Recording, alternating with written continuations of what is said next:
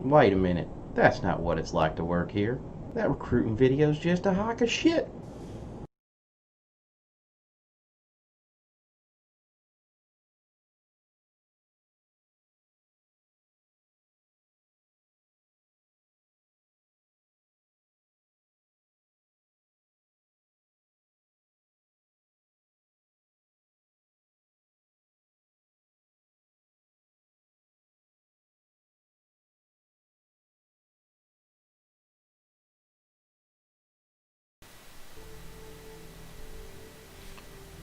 What's up, guys? How's it going?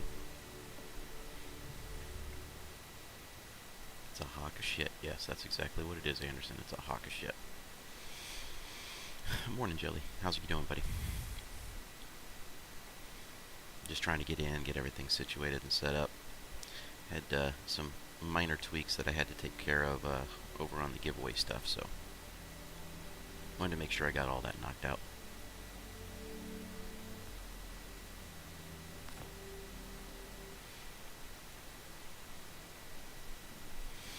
So how are you guys this morning?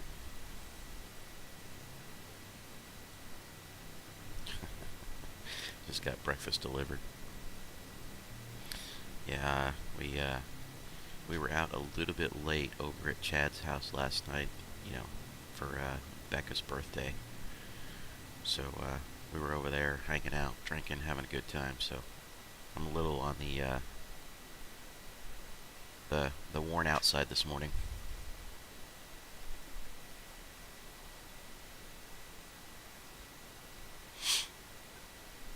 Oh yeah, yeah. No, the wives were chit chatting back and forth and having a good time. We were BSing about Star Citizen and other stuff, and I mean it was what it was. It was a really good time. We had some fun.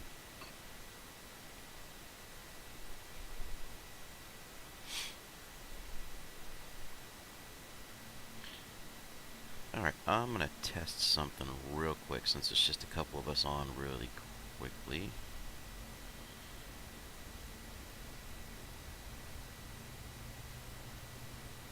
Okay, good. All right, it updated. I just wanted to make sure.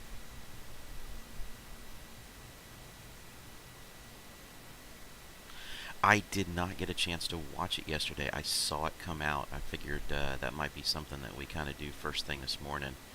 Uh, is kind of pull it up and let it play through. I know they're talking about, um, 310 and, pretty much like right around the corner.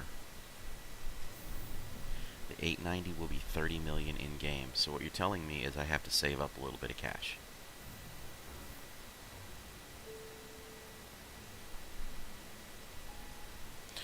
Hey, that's not bad. Um, so I also checked with Chad, and he did get his flight sticks. Um, and bear with me, I have a couple of loaded cats that I didn't deal with yesterday. When I had gotten off.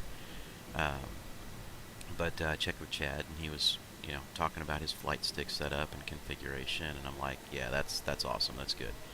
I think he's finally getting into the grips of it. I think a few minor tweaks to it, and he'll probably be much happier.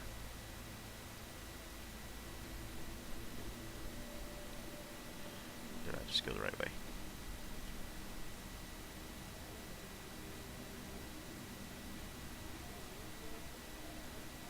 Well, that's the Metro Center. I still do. I want to go this way.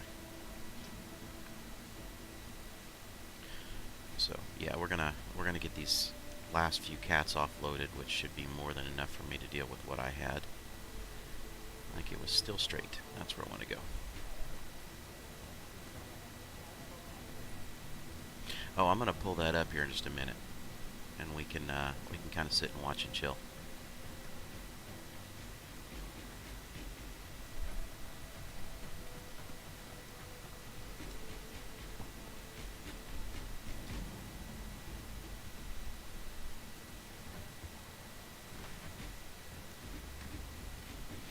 It's still pretty damn early in the morning, waiting for people to get on and off. So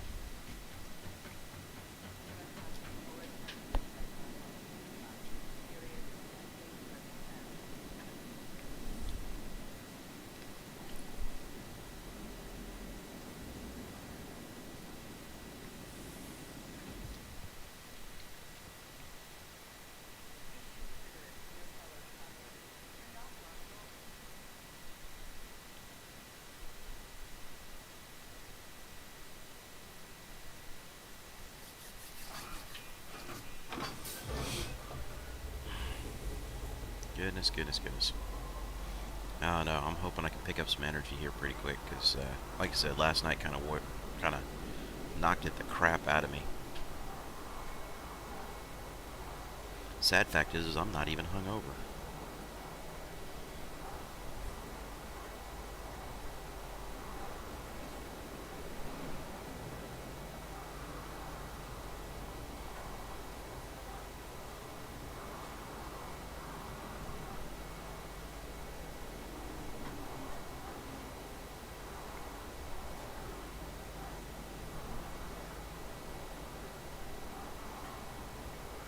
Alright, so as we see some people joining in, guys, welcome. Welcome to the stream. It's a Friday morning. It means it's our giveaway day. Hope everybody is doing well.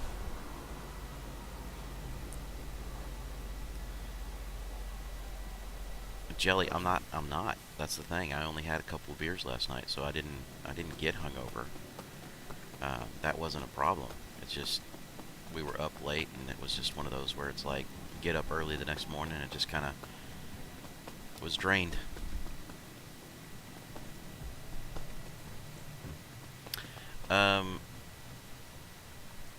Yeah, so, Red, I did have to go to the barber yesterday. I was, tired of that mop sitting on top of my head that I just couldn't deal with anymore. That, and the wife's much more appreciative about having my hair shaved again.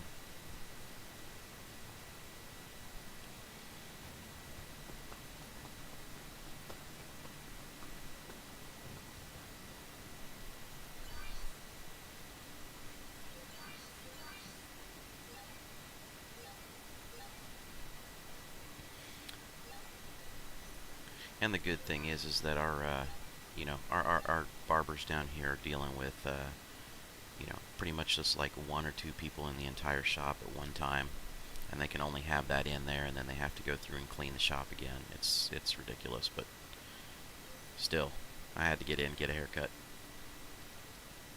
Just was not a good situation with having that crap sitting on top of my head for 3 months straight.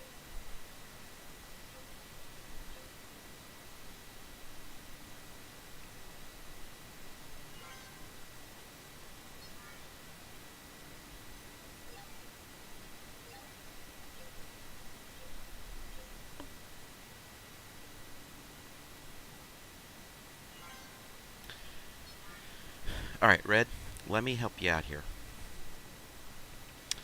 My wife's, again, a EMT, and she's dealing with the front line of this stuff.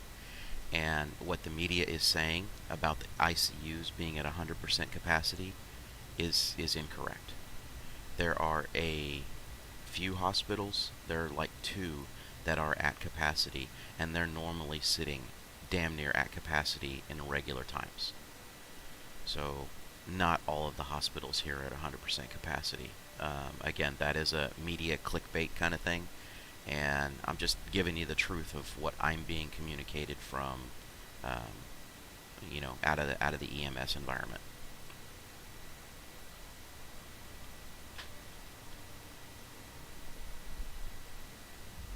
Yeah, again, I'm just. I want to dispel rumors. I don't want to get it into like political rants, but I do want to dispel that rumor, because what is being presented is not necessarily 100% accurate. It's a certain angle of the accuracy of that statement. Now, I am also not denying the fact that it couldn't be with a increase that we couldn't see that happen, but it's not there yet. Okay. Alright, so those loads are sold, and again, this is based upon yesterday, and if you noticed, I had said we hit 5 million yesterday, which we did. Today is a Caterpillar giveaway. So, as we start to see more and more streamers come on, hopefully we'll start to see some tickets get applied. And let's see who wins a cat today by 11:30 my time. However, I'm wondering why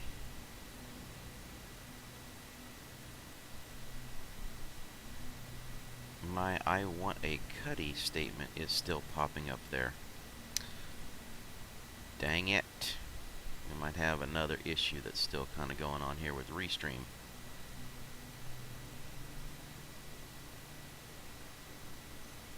Give me 2 seconds, guys. I'd rather fix it early on in the stream.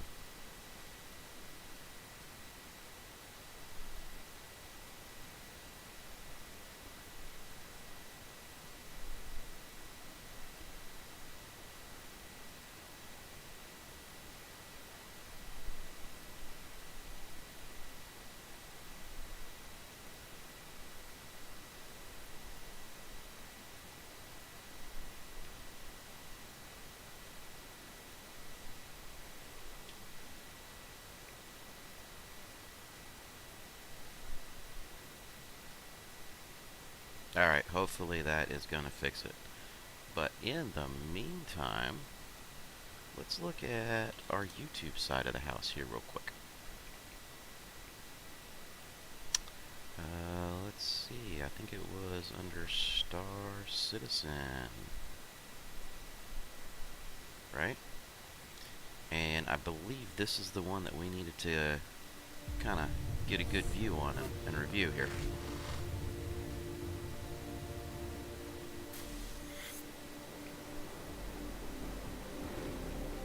So, this is the first time I'm seeing it. I did not get a chance to watch it yesterday. They all work in slightly different ways, so content teams work differently to feature teams. But from playing the game and seeing how you guys play the game, it was clear that it was not quite working for flight and combat. So to rectify that, we created the vehicle experience team. We're kind of like a small kind of specialist team, so we've all kind of got kind of core interests, and that really allows us to kind of provide good feedback. The really heavy IFCS bug, right? And we were like, oh my god, we fixed it, we fixed it. It was like, oh my god. And I was like, oh my god, we fixed Morning, this Muddy. thing, right? A lot of our other internal teams are just dedicated to developing features, so they get the brief for a feature, they make the feature, they move on to the next feature. We created some kind of basic designs that allowed us the freedom just to tackle them in a way that it was more about trying to discover what was wrong and how we could improve it and how we could implement it right, basically, this time. So, you know, that was kind of one of our goals, was to improve the kind of core experience.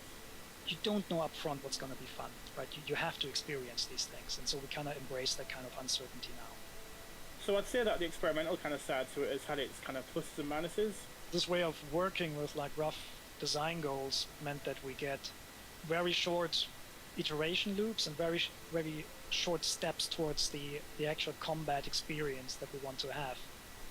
As downside, it does actually add to the kind of timeline, because we end up kind of putting time into things possibly we won't ship as a feature, but you know, overall we think that's a better kind of process.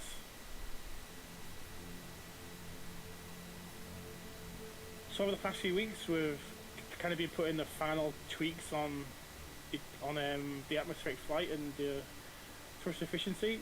It hasn't been kind of a smooth journey, but we've been working with the tech team to kind of improve some of the problems we've discovered along the way. Okay. So we want the atmospheric flight and combat to feel completely different to space flight and combat. It shouldn't just be the same model, but with some drag applied. We want it to feel more like the World War II flight experience. You want that combat ranges in closer, you want it more visceral, and you want to have a more dynamic experience. That's good to know. A big challenge with the atmospheric flight is the kind of wide range of planets we have. So we've got places like Lorville, where you come in and you've got like 60,000 feet of atmosphere to come down. And if you're carrying like a 80-90 jump into that atmosphere, you're really going to ask yourself, do you really want to do this? Because it takes a lot of effort and a lot of planning to kind of land that ship correctly, and then you've got to take off and leave the atmosphere. So the shape of the ship and the wings affect pretty much everything on the ship handling. And Oh this is like crap, that means the that's really reclaimer's just going gonna to be dead planet side. Because now I need to take care of my ship. I cannot just like speed up and hope that IFCS will correct all the errors that I'm doing with my piloting skills. No, IFCS cannot overcorrect everything. The shape of the ship affects the lift and drag. These debug planes, we size them to either increase or reduce the lift and drag in any given axis. and then that will increase or decrease the maneuverability of whatever axis you're traveling. It gives the ships a lot of characteristics. So just to say, they're still very controllable compared to like planes or so, but they're acting more like planes. And this is That's like, good. I like that statement. It just feels real. Like you feel the air you're going through. So in terms of like atmospheric, like the feeling just flying over an atmosphere now, or flying over a planet, is immensely great now. So with these aerodynamic changes, what we're really kind of going for is the ability of ships to be different, which means if you've got an M50, it's a racing ship, it's a light ship. So, Red, my assumption is it's still going to be sometime either the first or second week of July is when we will see when it. it comes to racing, that's really good to define kind of the racing experience once we have racing on planets. But also it's going to kind of take into consideration some of the larger ships and just the differences in performance of these ships and how the players compare them in atmosphere. Yeah, I like the fact that they actually converted it in atmosphere to more of a true flight sim. If you've got a That's really, really good. mission on a planet with thick atmospheric density, to avoid any knocks or any turbulence throwing your ship around and potentially causing you to crash, you might want to bring a beefier, heavier ship so you can have a more streamlined journey to your destination. Weather's going to play a big part in how players approach atmospheric flight. As let's say you were on Microtech. Hopefully it's not overtuned. The wind is going to blow your ship in certain directions, and you're going to want to counteract that. But it also means that as you're flying, these forces are going to change how you control your ship. So you might do a sharp right turn, and then the wind slightly overcooks it, meaning you'll crash if you're not careful. If you crash or damage your ship, or rather manage to take out one of your thrusters, it's really going to pull in one direction, and as a player you've got to counteract that, so you've got to try and counterbalance a missing thruster. If you lose like a main thruster and the ship's got two, you're going to have to pull the ship slightly in one direction to still move forwards. So in terms of like... Hold on guys, I don't know why it's not registering the tickets here. Really, Give it a second. So we want combat in Star Citizen to be a varied experience. We don't want there to be just a single way to win. We don't want people to be min-maxing stats. We don't want people to just rely on alpha strikes. And that really promotes player choice over just ship selection and item selection. So with everything being a lot closer and more dynamic and hectic, we needed to do some improvements to how targeting works. We're moving towards a more look-based targeting system than an aim-based one. You can use head tracking, or you can use free look to look at different targets and scan around your space and see which ones are most interesting to you. And then when you found one, you can either lock it or you can pin it. And locking it is effectively, it gives you all the combat information available to you that you would expect. So you get shields, you get targeting pips, you get MFDs. You can only have one of these at a time, but you will need additional targets that you might want to care about, friendly targets or enemies that you might want to deal with later, things like this. That's what pins targets are Go ahead and try it again, guys. Pinning is something that we had in the early Arena Commander patches and which was lost over time because of the maintenance overhead of the old UI tag. So with the new UI technology, the building blocks, we can bring pinning back, though we will have them in a somewhat different form than we had before. The main aspect of pinning is that you can persistently target something and share it with your crew. So it's not finished, right? We also want to have something like pinning shared with other ships and all that, but that of course will have to happen in later releases. For now we have a solid first step which we can iterate easily on. So if a pilot pins a target, the turret's going to see what this target is. Hold on, guys. And they can then talk about it and coordinate their attacks based on that. One thing that we learned in the past is that you cannot ship a new feature if you do not have appropriate UI support. So for the turrets, we created a very giveaway app is busted. The turret UI Give me a second, I'm going to work on it. Exactly where a turret is pointing. It will tell you about the state of the turret. It will tell you what kind of like modes on the turret you have enabled. For example, combined versus staggered fire. Turrets are now a threat. They deal damage, and so players are really going to have to reconsider how they might have approached combat scenarios. The new turret system allows multi-crew to be more viable in gameplay. we added a thing called fixed assist, and this is not just for the turrets, it's also for the fixed weapons. It takes an angular offset between your current aim and the aim direction of your target, and then based on that ratio, and if we are within certain thresholds, it nudges your bullets a bit towards the target. As for the control method, we're included a VJoy style control scheme, which is the same that we're using in ships. So you're gonna have like a VJoy cursor on around your crosshair of the turrets, and by slaving that VJoy around, your turret will follow the motion. We also added a velocity limiter, so with your mouse wheel, just like in any other situation in the game, you can adapt your velocity, and for turrets that would be the rotational velocity. And this hookup with all the axis bindings makes actually quite nice to control turrets with a HOTAS as well. So you can just have like your left hand. Jelly, I'll score you away on the points and stuff like that, but I need to fix this. Something's going on with that particular with the rest, you just control the turret direction. So in the past, it was quite easy for a group of small fighters to be able to kind of overrun one of the larger ships, despite its many turrets available. That's fine. Whereas now, you might find that you're a little more careful, you're a little more considerate, and maybe try and talk about your combat scenario before engaging a large ship. Yeah. Got one. Two more guys. Down. There's some pipe going. One more. You're nearly done. Yeah. Nearly One's in defeated front all of the you. Gladii. Alright, let's see if that is now going to work. Yay! There we go. Yeah. So the changes in 3.10 are the next step in the flight and combat experience. They're not the first, and they definitely won't be the last. We don't want there to be a single way of just winning combat no matter what.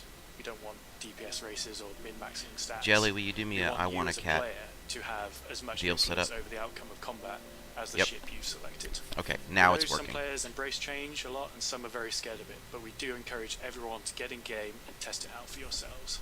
We're really excited for these changes for Star Citizen, and we look forward to seeing what you do with them. Alright, there we The go. way that ships fly and fight their way through space and atmosphere alike is at the heart of the Star Citizen and Squadron 42 experiences. And as John said, these changes for Alpha 3.10 are the next step in that continuing evolution for both.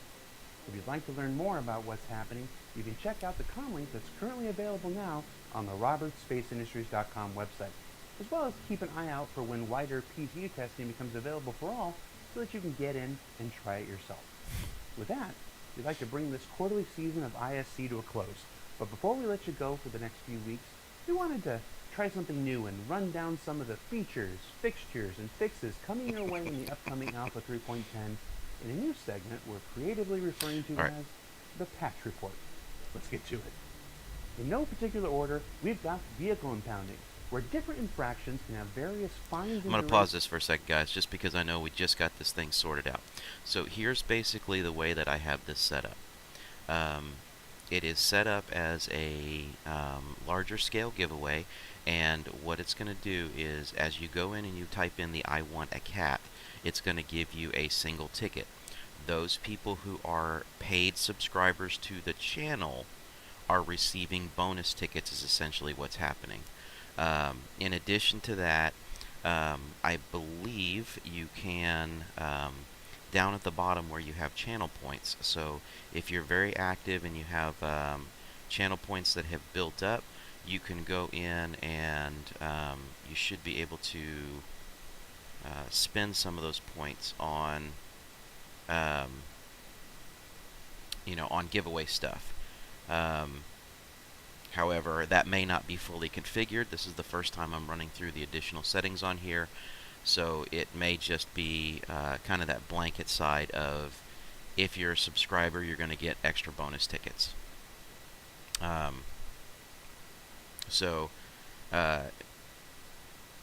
Jelly, if you would like, so it's not a matter of let me keep adding tickets. You can only get one entry.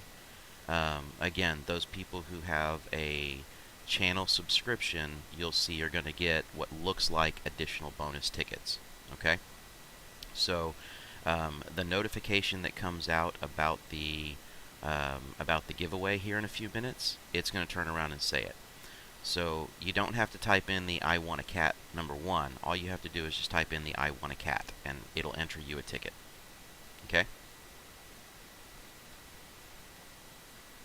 Meaning lighter penalties for blocking pads and a longer duration forfeiture for crimes like pad ramming.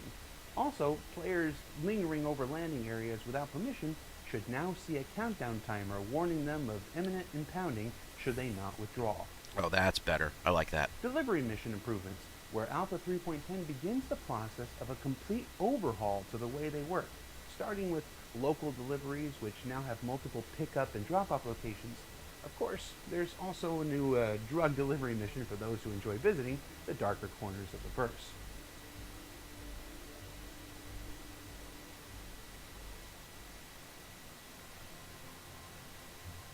Yeah, Kazuma, I don't know what's going on there for you, because I am seeing other entries that are hitting. Hold on a second. The look and feel of your vehicles for aUEC earned in-game. Electron damage weapons like the ATS-CAP sniper rifle and Uberov pistol bring an electric new way to take out your enemies outside of their ships and vehicles. Body dragging will allow unconscious or deceased characters to be dragged around the environment by other players, and I'm certain won't make for some amusing videos from the community. Alright. Kazuma, copy and paste the I want a cat from the notification there and see if that works for you. Red areas and implemented a new spline-based landing system that will help guide pilots to their correct destination and away from places they shouldn't be going. New thruster efficiency curves that lower the strength of thrusters in atmosphere depending on the thickness of the air, which then in turn feeds into a complete overhaul of vehicle aerodynamics you just heard about. High-speed combat changes designed to bring your opponents in closer by slowing the slew rate of gimbaled weapons and the lock-on time for missiles at top speeds, encouraging a more engaging combat experience. New targeting methodology that should help players better find and keep track of their targets.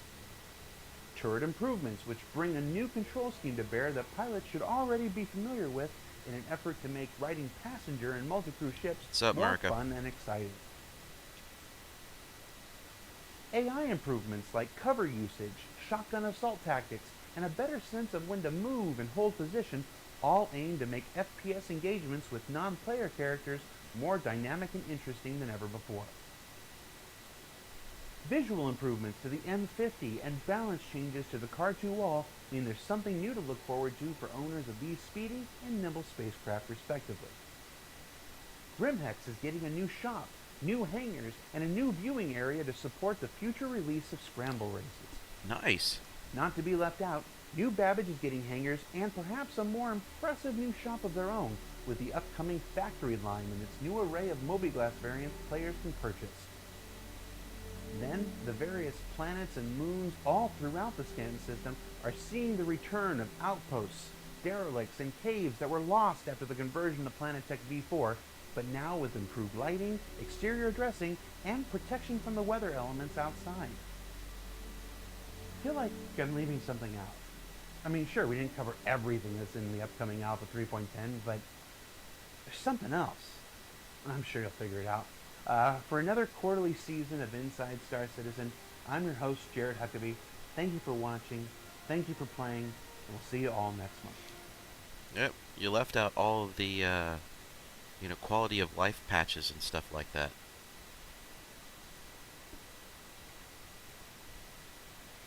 But we won't go there. Alright guys, so let me just move here so I don't get kicked out of the verse. Alright, so for anybody who is having troubles getting tickets entered, please go ahead and try again. What I want you to do is I want you to cut and paste out of the chat just a few above you where it says I want a cat. Cut and paste that exclamation point portion of it and drop it in as a message, and let's see if it takes it that way. Because I want to make sure that everybody's got an opportunity today.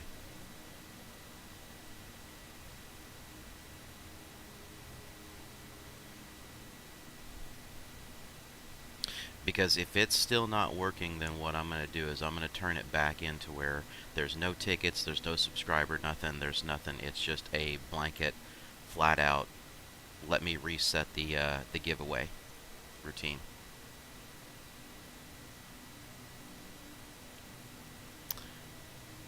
So it didn't take for Xano.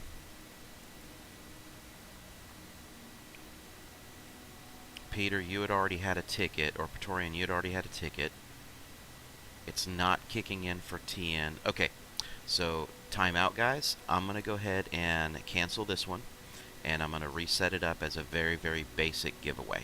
Okay? I want to make sure that it is going to work, so bear with me.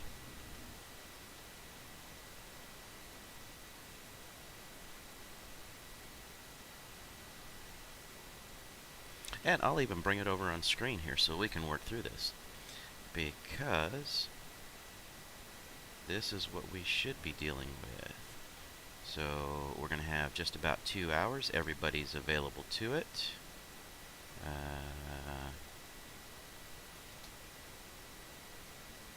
I won't take that. Alright, let's go into our advanced. You do not have to be a follower.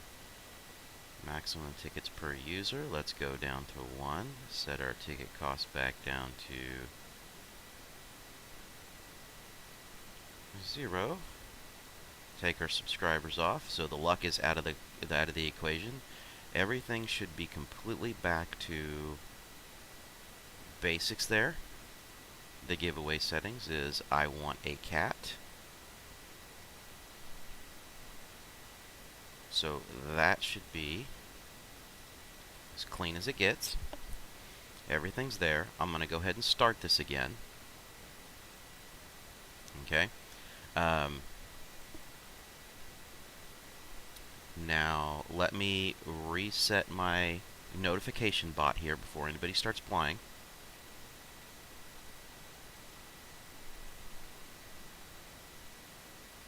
Edit.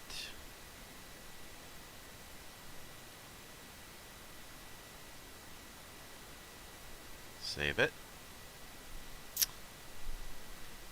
And we'll bring this back up. Enable. Okay. So if I can I go ahead and get a few people to go ahead and type in the I want a cat, or the exclamation point I want a cat. And Xanos just clicked in. Strandix, there it goes. So there's obviously something going on with CloudBot on the giveaway side when it comes to everybody else's, or when it comes to the multiple purchase stuff. So for right now, I'm just going to leave that back out, and as you can see, tickets are starting to flow in. So that's an absolutely good thing. So congratulations, guys, on getting into the stream. For those of you that you may have put in a ticket to kind of help me test this out, if you happen to be the winner, please let me know, and what we will do is we will pick a secondary winner at that point. So now we can get to doing what we were going to do today. Man, technology is just a pain in the ass sometimes. You go through, you follow the settings, you follow the configurations, and then it wants to look at you and tell you, nope, we're not doing none of this. So, good luck to everyone who is truly looking to get a hold of a Caterpillar. And you know what?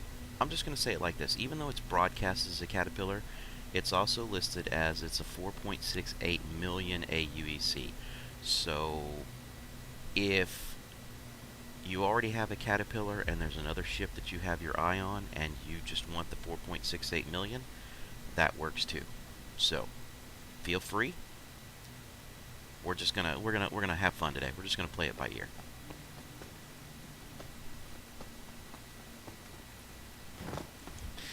America, can you ask for a shout out to Belgium? Yeah, you can definitely get a shout out to Belgium. Hey, Belgium.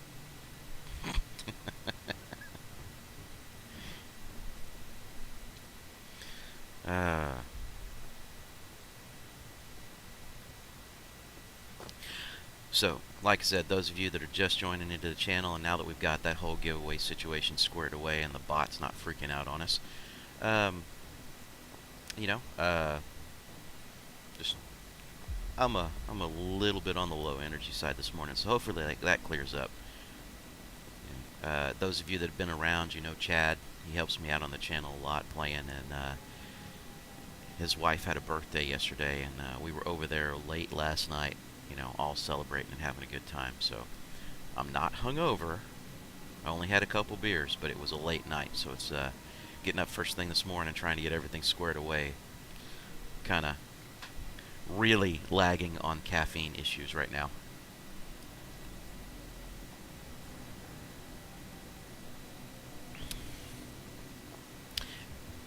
You know, Xano, it was a small group. It really was just me, my wife, Chad, and his wife. And we sat around and we just BS. We had a good time. We hung out. You know, I mean, the ladies were drinking a lot more than we were.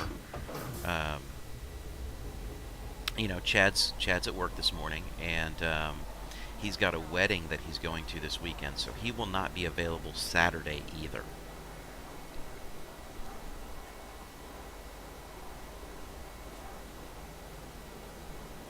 But, you know, he'll probably be available Sunday evening for just some, you know, casual non-stream gameplay. But I know he's got his set up now with the dual flight sticks and the whole 9 yards, and he's just fiending to get in to be able to get some combat missions down. So we'll happily oblige that when he gets around to get online Sunday. Yep, he said he went out and purchased his dual sticks the other day. He's right now he's running the same setup that I am. So again, it's a basic, inexpensive dual flight stick setup, but he went ahead and got the Logitech Extreme, and then picked up a little Thrustmaster as his secondary off, you know, his secondary stick. But now it's a matter of like him rearranging his desk, getting things situated so that he can have everything working right. It's not as weird as you think, Xano. It takes a few minutes to get used to, and takes a little bit of time to get them configured right. But once they're there, yeah, it's much, much better.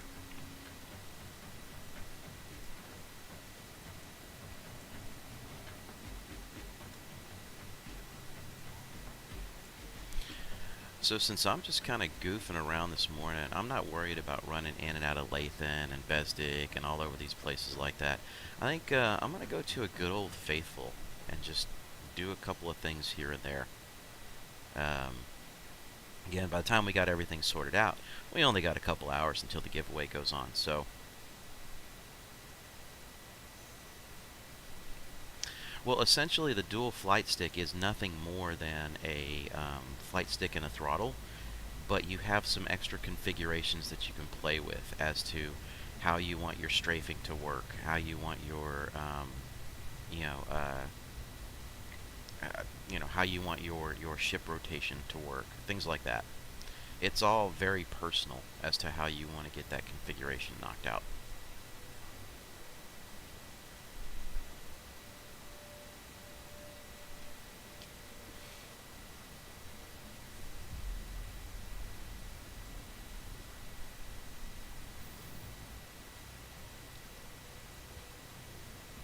I mean, like with mine, I didn't save the profile, and unfortunately when I did my user folder reset, I had to go in and mess with that, and it kind of blanked it out because I didn't save it as a custom profile.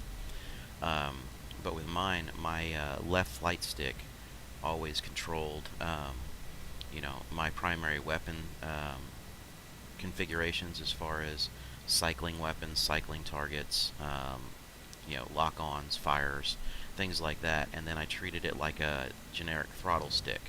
But I did put on the top hat for that thing, I did put on my strafing capabilities there. And then my standard flight stick, and my right-hand flight stick, that's the one that ran pretty much everything like a standard flight sim would.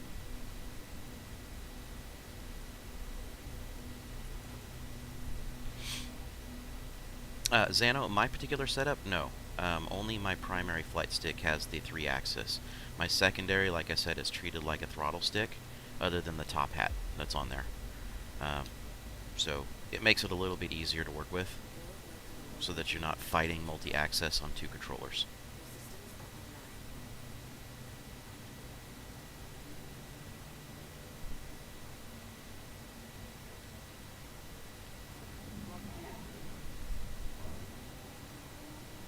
Yes, I do.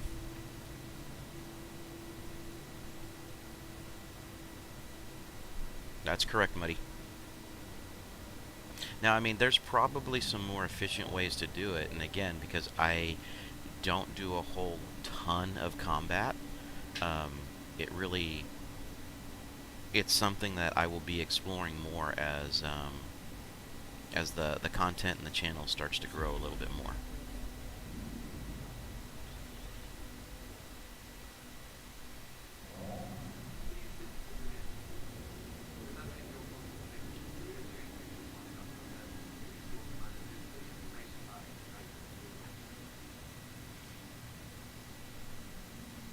So, you know, it's something that when it comes to flight sticks, what I've heard, the best way I heard it put is it's very subjective, and it's how you personally choose to play the game.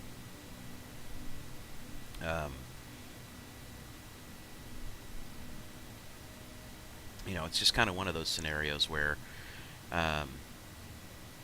you just kind of have to you kind of have to feel it out and what works for you, because what's natural for you may not be natural for somebody else.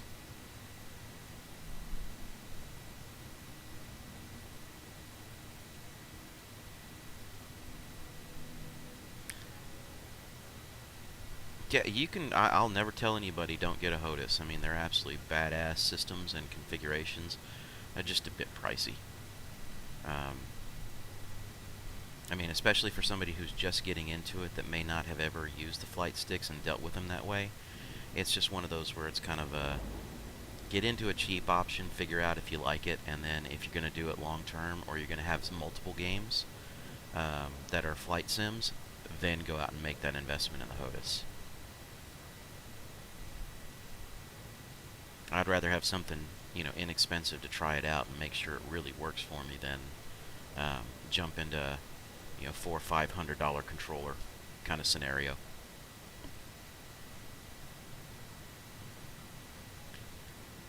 But again, that's very subjective. That's just my personal opinion.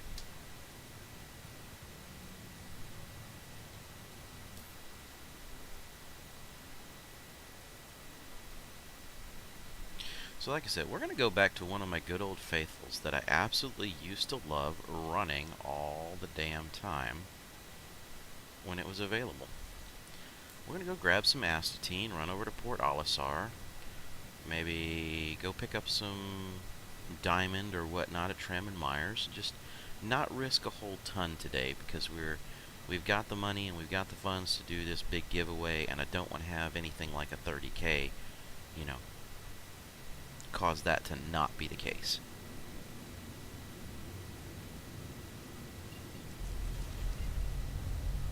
So, good chill day in the verse. Just playing around with some other stuff that's not Laranite right now.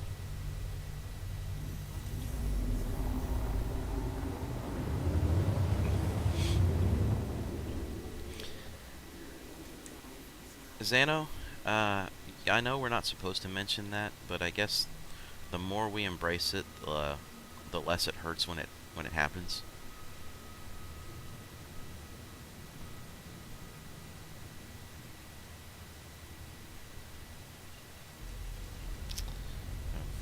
Of course. All right. We're gonna be obstructed again. OM4. Let's see.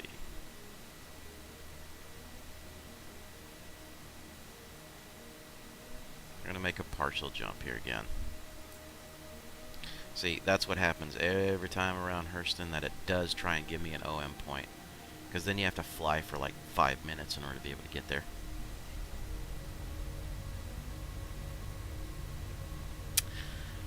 You know, I might have some choice words, Xano, if that took place, where I have 4 fully loaded cats with Laranite. Yeah, I'd probably have a few choice words if that 30K took place.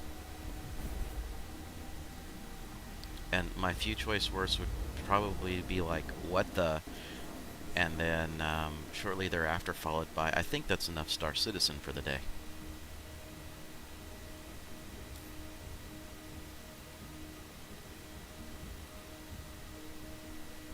Now let's see if we can get a good angle on Ida. I'll take it.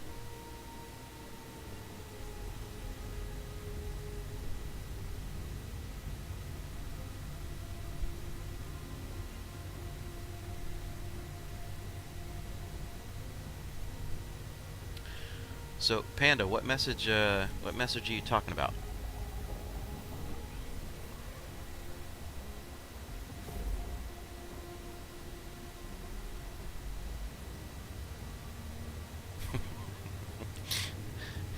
Zano, yeah, you know, I am guilty of saying that a whole lot. Okay, it's time to wrap up the stream.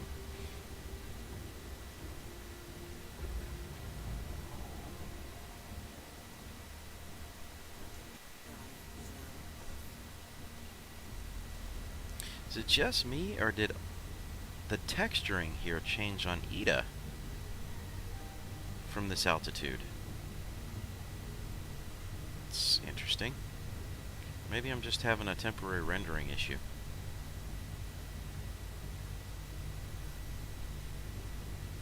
It looks more polygonal than normal.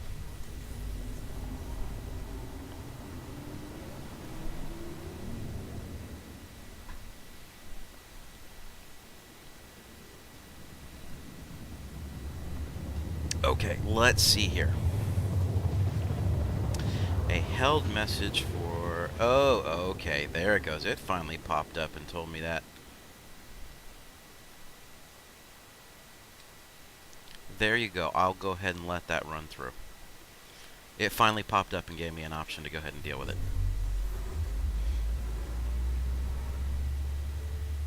For some reason, it took it as sexual content instead of just bad language.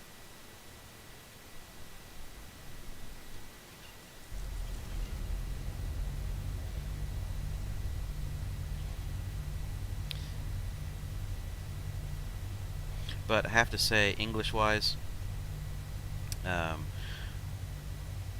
some of the greatest statements, or some of the greatest, you know, foul-mouthed statements, should I say, I have ever heard have been from out of Britain. Just absolutely fantastic. I don't say it on stream, but, you know, twat is just one of those where it's just, yeah.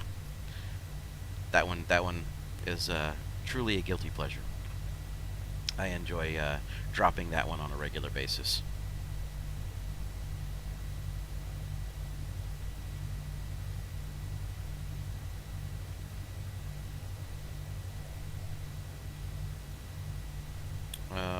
What's that ship about again? Yeah, what, the 100i? I have no idea about the 100i. Is that something that, Jelly, you might be able to answer?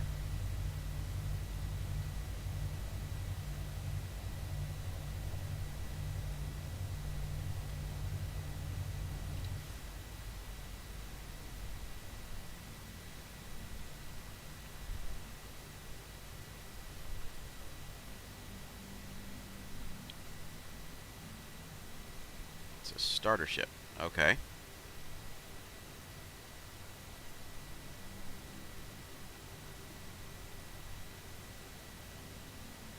Oh, okay, okay. So it's part of that whole, every brand has to have a, you know, a skin in the game for pretty much every type of function in the game. They're bringing it back out. Okay, that's good to know.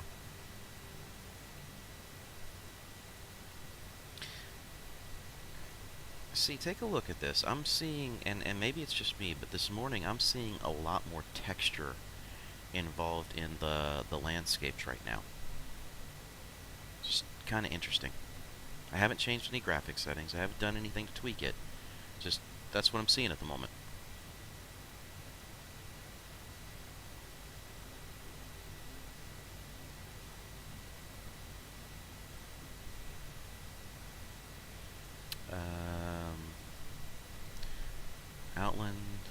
has small ships and base building ship in concept. Okay.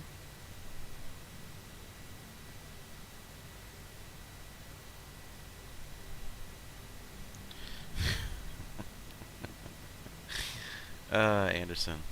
To look down at Drake Cat plebes. Yep. Yep. I'll gladly say I fit in that. I make no bones about it. Favorite ship in the game. Now, once I get to actually fly the whole sea and, you know, the merchantman, that may change, but as of right now, favorite ship in the game. So call me a plebe all you want.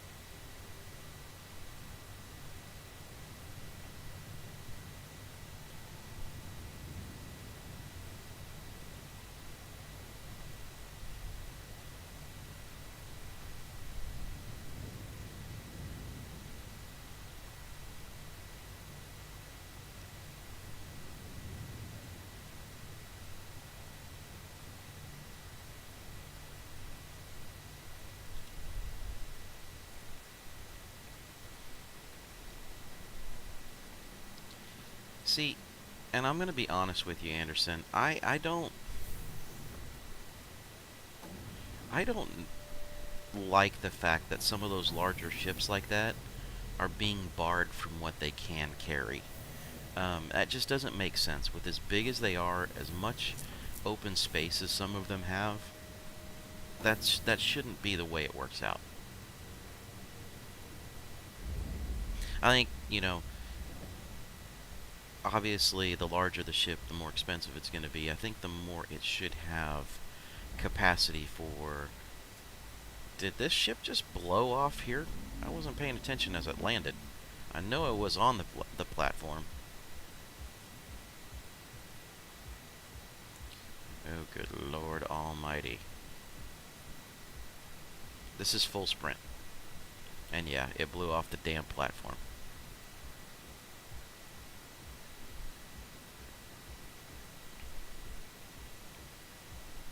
Just fill 890 with boxes from delivery missions. Yeah, good luck with that, Panda.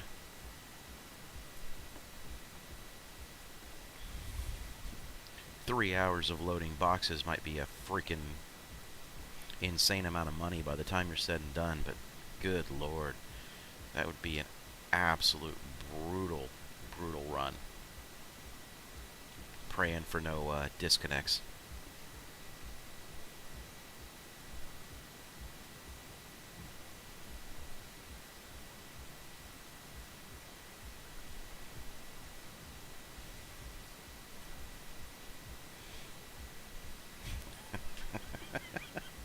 Yeah, Xano, that's usually the way that works out, is you end up with the 30Ks right as you're really trying to accomplish something. So, that's my new philosophy in this game, is don't try and accomplish anything, and you'll never 30K.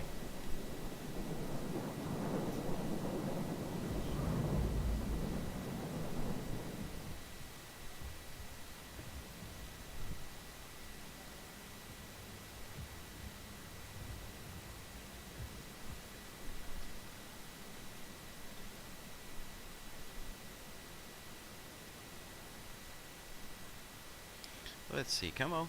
You can show me my ship. It's alright. There it is.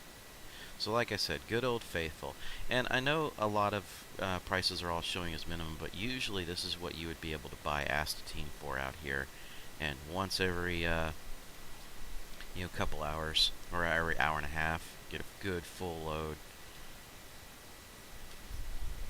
And be able to run this. Now, you can always run this back into Lorville if you really wanted to, but it really depends on what your end goal is. And I'm going to go back to Lorville, but again, it's not at this point. Aha.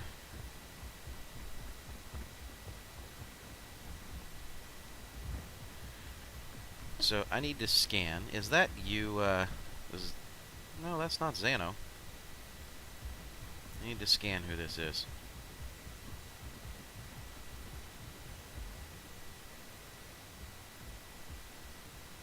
Huh.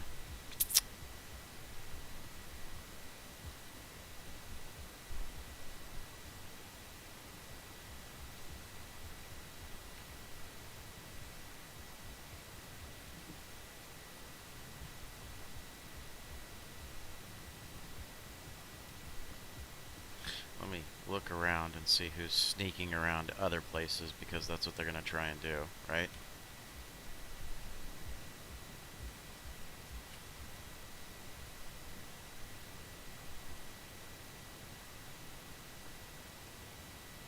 Come on, come on, come on. You should have come down.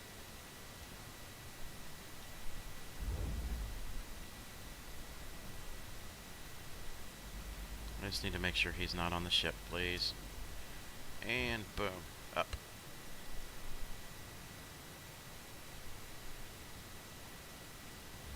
Okay, or don't boom up. That's doing something. Alright, he's in his ship, so let's see what he's going to try and pull.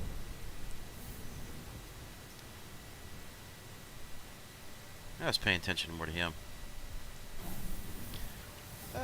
You know, it's absolutely possible, but the reality is I didn't do a whole lot of length of time of, you know, what location I was going to and what was going on. He may have.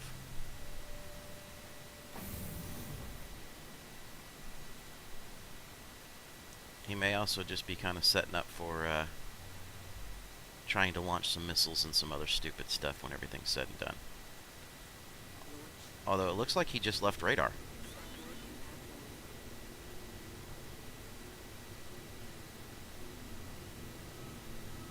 Yeah, he just took off. He just left radar. So before I get out of here, though, I would, however, like to check.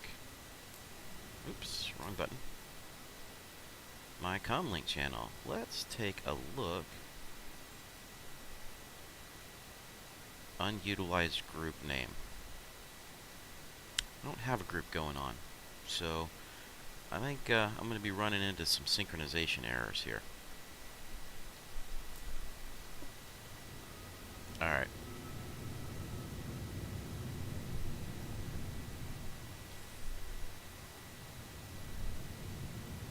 So we'll just get some altitude real quick and then get our course plotted, because I'm gonna head over to Port Olisar to sell this. Like I said, it's just kind of a goof around day, not wanting to risk a whole bunch because we're going to be giving away a crap ton of money.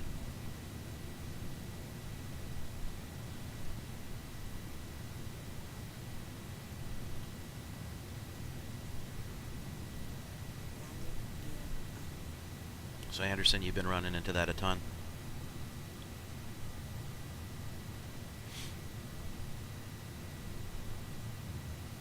I know Chad had it the other day. I didn't know who else would be running into those kinds of issues lately. I just kind of took it as you start to get points where you're starting to see some server instability. Which, the old me would have turned around and said immediately, let me go ahead and just log in my ship and hope for the best.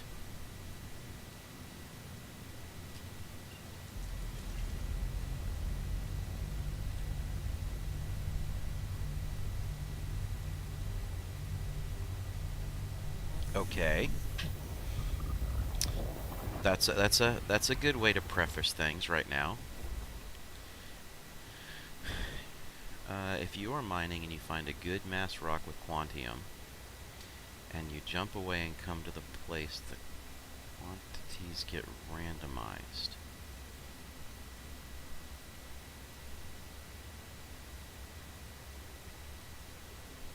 Alright.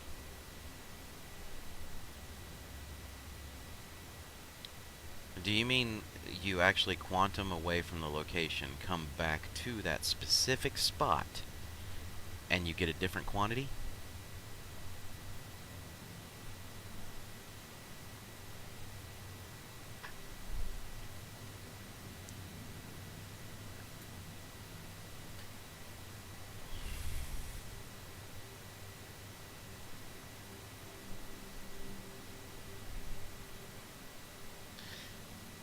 Alright, but how are you getting back to that exact same spot? I mean, if you're having to leave and then jump and then come back into that exact same spot, that's pretty hard.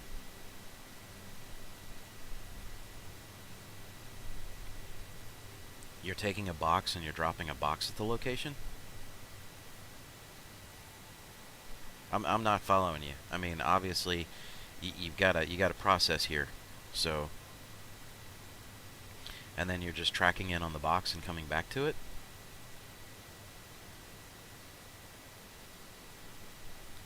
Okay.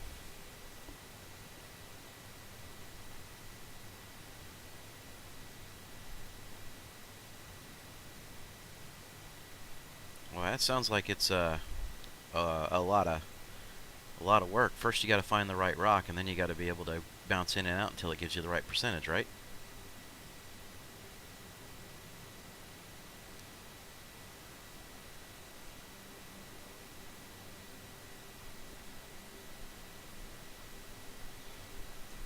I mean, don't get me wrong.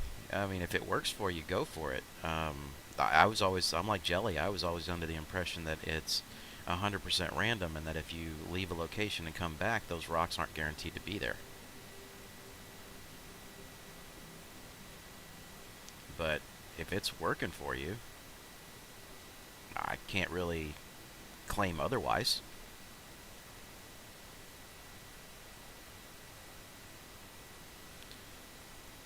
Quantium rocks stay as quantium rocks. Quantanium, sorry.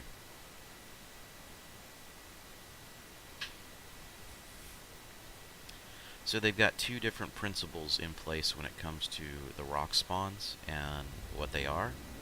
That blows my mind. That's kind of odd.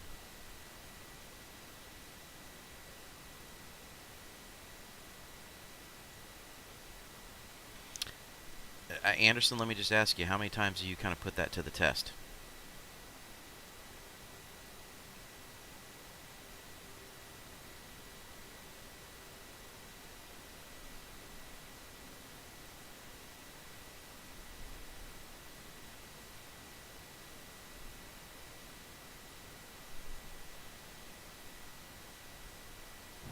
All right.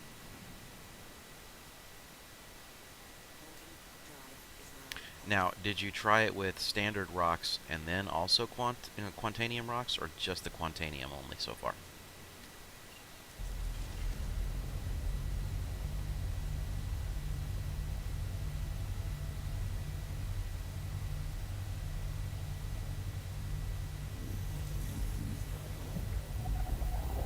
Let's see, Jelly. It kind of makes sense since one cargo has a timer associated with it and all others do not.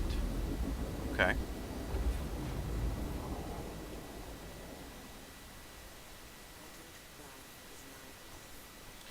Good old Port Olisar. I haven't been here in a while.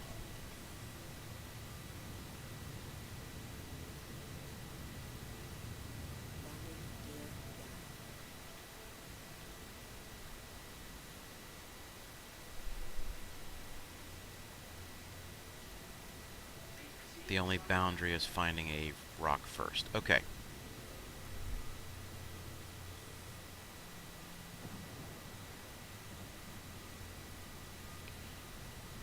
So again, you have to find a really good, decent sized rock to make that process work, right?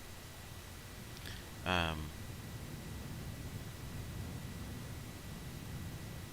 mean, I'll probably end up buying a prospector again here soon, and we can try it out sometime.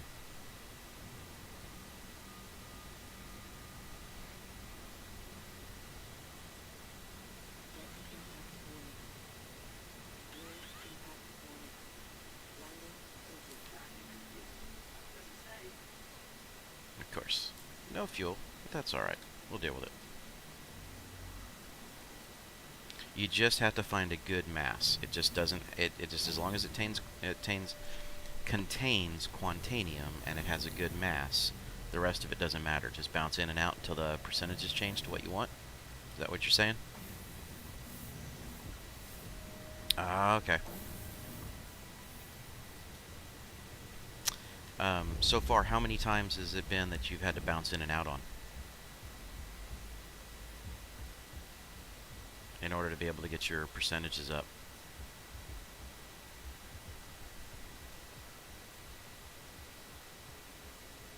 Oh, joy. Somebody just standing on the pad.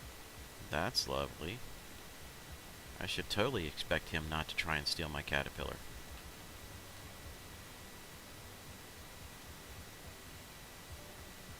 And he has since disappeared.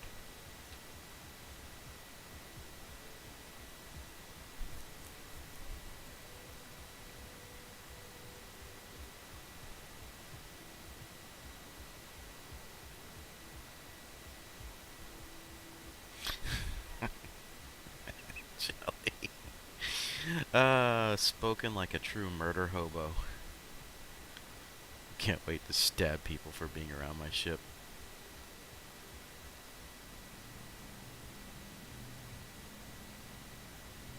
Wouldn't it be ironic the first time I come back to Port Olisar in like close to a month? I'll you know, if somebody actually jacked my ship.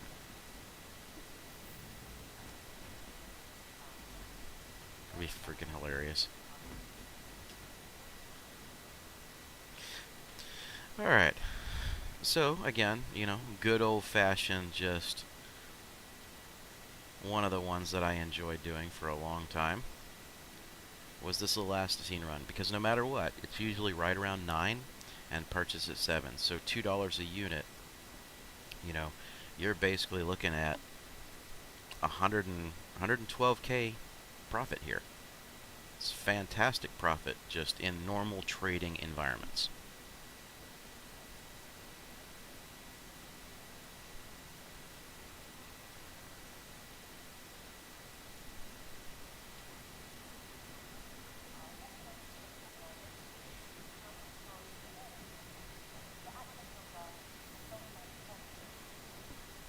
It's 2 UAC per, so the total profit is 112 on a cat.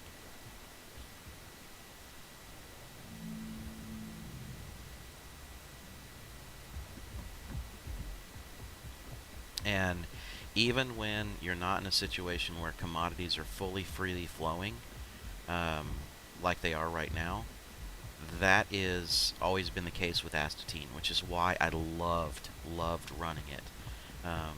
And when I wasn't risking Laranite, it would be every hour and a half I would make that trip to Ida, and I would go pick up a full load of astatine, and I would run it out here to Port Olisar.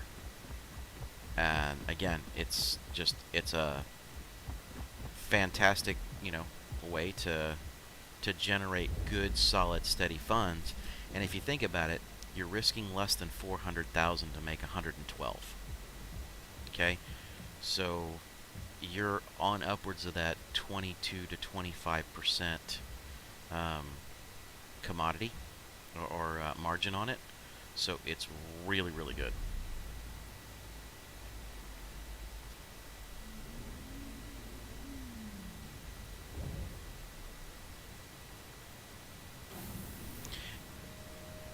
Now, back in the day, so we're talking like, you know, 382 and 39.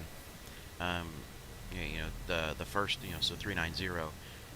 The 30Ks were very, very prevalent. So flying it across the verse wasn't worth it.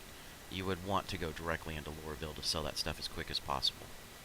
But it's a very good commodity to run that most people kind of generally ignore. But between Ryder and Woodruff, you can usually get a very good quantity and deal with it. And then obviously, so you're not deadheading back across the verse, this is where the whole concept of bounce to Tram and Myers and pick something up. And if Tram and Myers is being pirated on a regular basis, go somewhere else. You know, grab yourself some distilled spirits and some processed food. Take it to Hurl L5. You know, things like that. Those little runs just kind of all tack back in.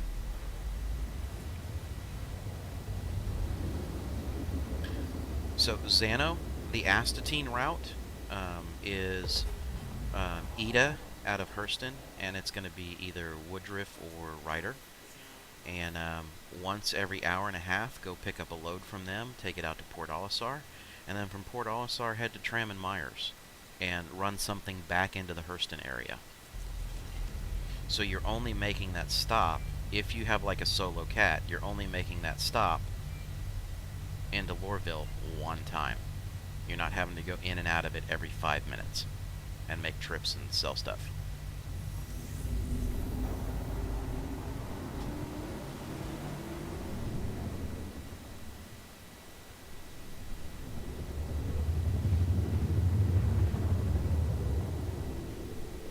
People are selling medical size because everything's flowing. Yeah, they're going to end up running into a scenario where it, as soon as things stabilize, they're going to have a whole ship of stuff that they just can't deal with, and they're just going to have to take the loss and just either claim the ship or bounce place to place to place and sell micro amounts.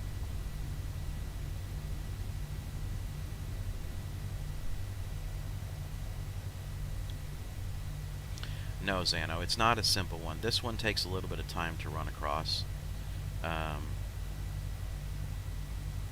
But I understand. People are running diamonds to Port Olisar simply because it's quicker, and it comes down to a point of what is your overall trade route profit in the real world, right?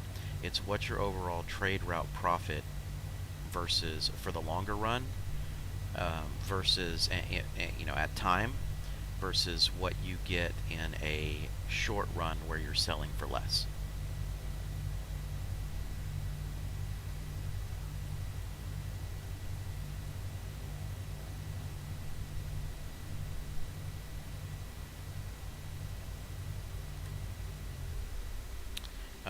Very, very possible. As PvE becomes more prevalent, you are going to have friends. You're going to have people that can help fly with you. You're going to have protection. I should have already seen that little light at this point at 2,000 out.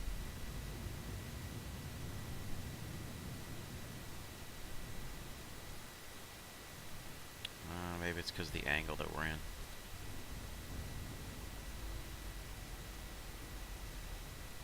Oh, Tramon Myers, how I have missed thee.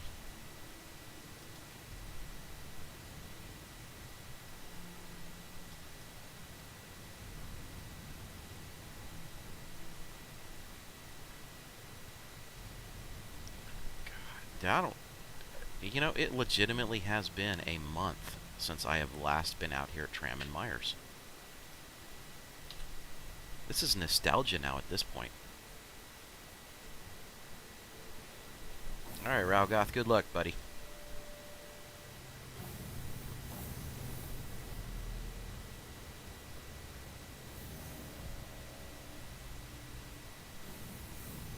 Xano, you just love to comment on the fact that I put these ships down a little bit harder than a lot of people do.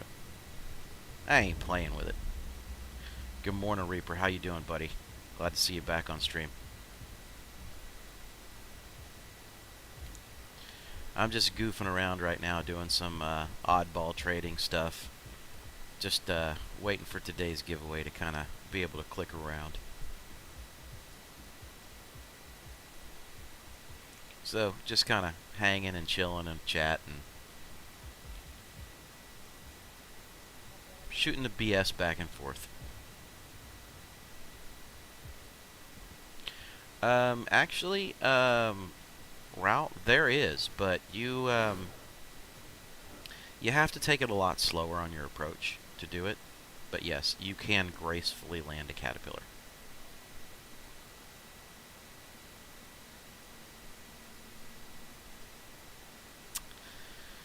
Alright, obviously not running titanium, not running let's go ahead and grab our diamond. This would be our typical what we would grab from here in most cases.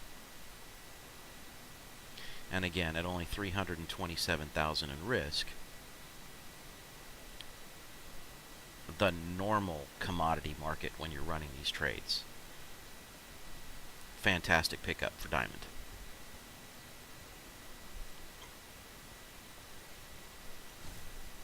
Yep. Oh, I understand that, Anderson. That's just one of those things where it has a maximum of that, and right now it's flowing at that. But typically when you fly in here, you're lucky if you're getting 3 or 4 or 5 SCU of Laranite. at Tram. So I'm trying to treat today a little bit more like old school trading before stuff started kind of going free flowing. So, but with the diamond perspective, you can load diamond freaking constantly out of Tram and Myers.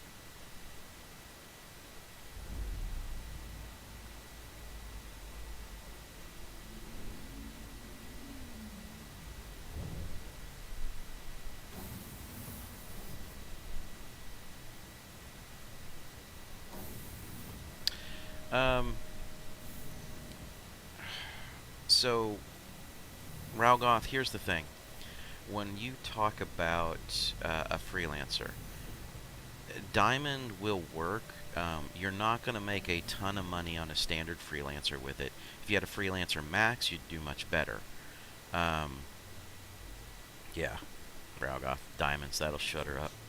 That's one of the greatest catchphrases of all time. Ooh, I see another ship. So it's time for us to just go ahead and get the hell out of Tram.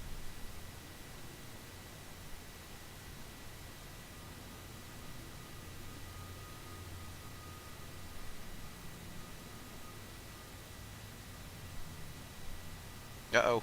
There we go. There's a 300,000, 30K right there. But anyway, Ralgoth, the diamond itself. Larger ships profit better off of having the diamond runs. Okay, so what I would hesitate to say is you can make money with the freelancer doing it, but with the freelancer, if you're really trying to make funds, you have to trade in the bigger commodities. You really have to bounce it back and forth on things like laranite, astatine, drugs, other stuff like that.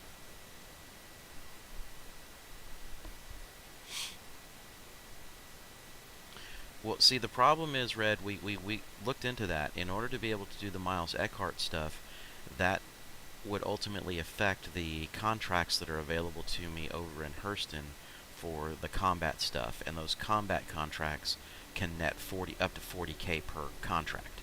So that's the reason why I'm avoiding Miles at this point in time, because of what it takes to get into his string and what you have to do to get through there.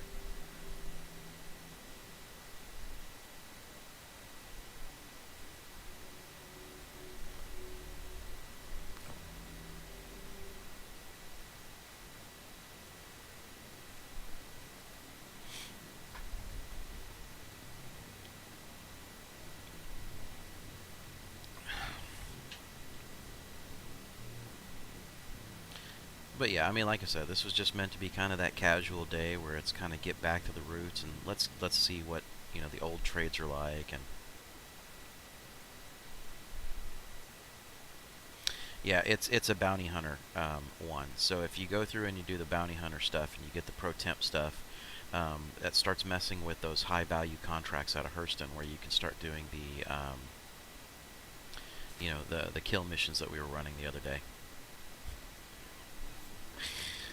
Hey, Red, that is exactly how this works. You should always be concerned about what kind of funds you have, what kind of missions you're taking.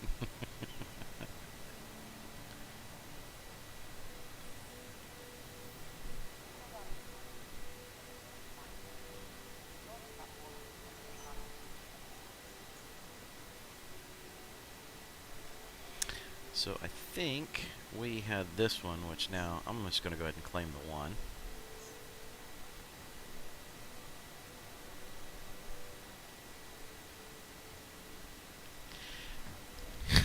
Like a billionaire complaining about things going up. Yes. Alright. But you do understand that the concept of being frugal is it's a life choice, right? That's kind of the way it works. It's you know, you should always go for the best bang for the buck. I'm just messing with you here, buddy. Yes, I'm a role-playing miser. And that's exactly why I'm giving away $4.68 million today. Or should I say AUEC today. So yeah. I may have some funds built up, but it's going to a loyal viewer at this point.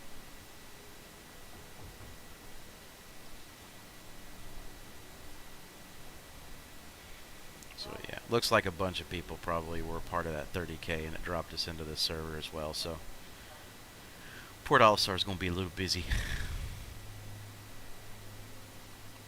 Xano does all the combat for you anyway. Yeah, pretty much. You know, I'm learning. I'm getting better, but hey, it is what it is. I have no bones about saying that Xano and Jelly, and at this point, you know, definitely Chad, they have a lot more practice at it than I do. So they seem to do a heck of a lot better. Hey Robin, how you doing today? I know. Unfortunately, that's a default when it comes to part of the affiliate status. It automatically bops in an ad here or there. So I have no control over that on Twitch at this point.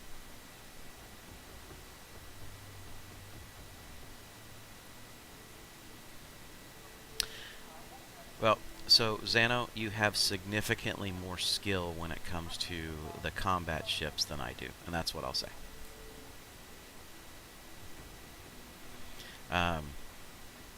But I was talking to Chad yesterday, and I probably will end up getting either a Harbinger or a Warden at this point.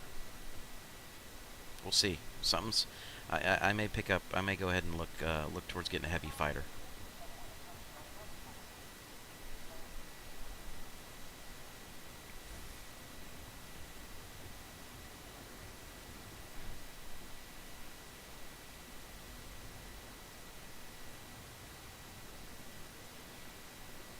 Yeah, I mean, don't get me wrong. I really enjoy it, and Robin, I'm glad you were getting into some of that. I do enjoy it.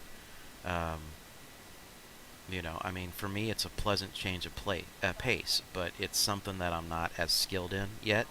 So I definitely have to work it up, which is, Xano will tell you, you know, there's been a few more times where not on stream we get together and, you know, the group will get together and kind of, you know, hang out, play, run a bunch of those missions, and just keep running them and running them and running them. And we end up making some pretty good cash on them, especially the double tap stuff.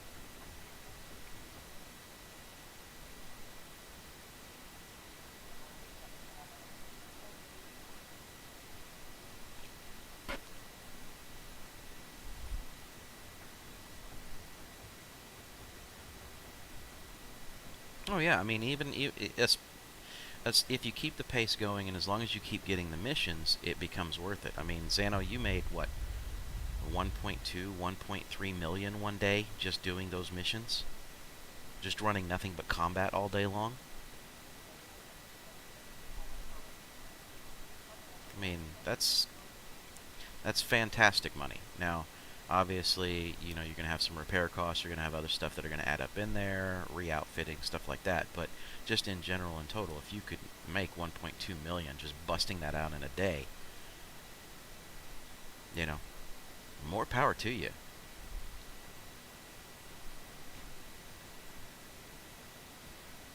Let's check how much okay. He was stuck on nothing.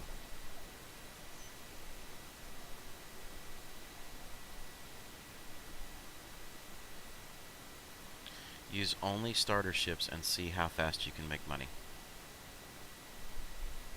Okay. Let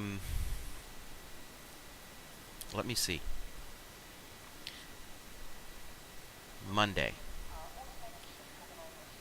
Here you go, Red Dragon. I'll tell you this. That's a good challenge, and I'll take that challenge. On Monday, my wife is going to be at the station, and she's going to work all, you know, she's going to be working all day. So what I'll do is I'll schedule for Monday, right after our roadmap review. I will do nothing but take and I'll purchase a couple of starter ships, and we'll see what we can do about making some funds and see what we can pull off in the verse with nothing but those standard starter ships. Now, I'm gonna ask this. Red, the Titans are technically considered a starter ship, so now I'm not talking about like some of the crazy ones there, but the Titans are still technically considered a starter ship. Or are you talking about the $45 starter ships?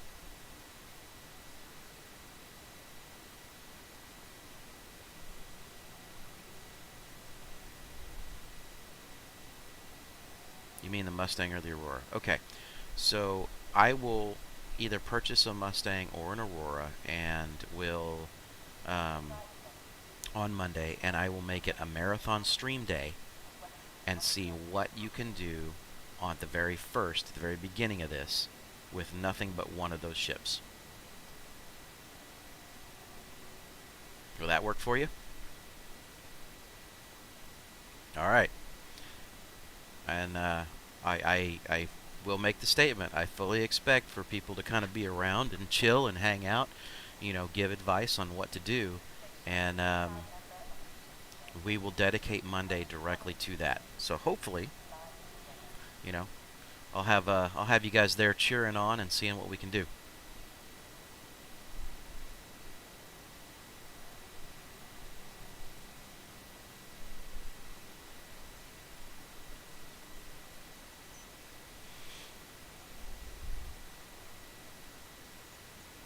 Alright, are we done yet? That's stored in Lorville. That one's stored. There we go. We can get back to this.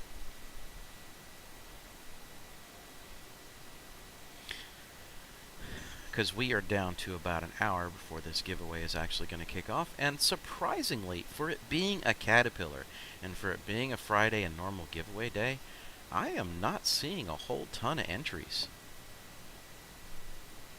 And maybe it's because this week with Father's Day and with my router going down early this week, it kind of been inconsistent. But you know, we'll have to remedy that.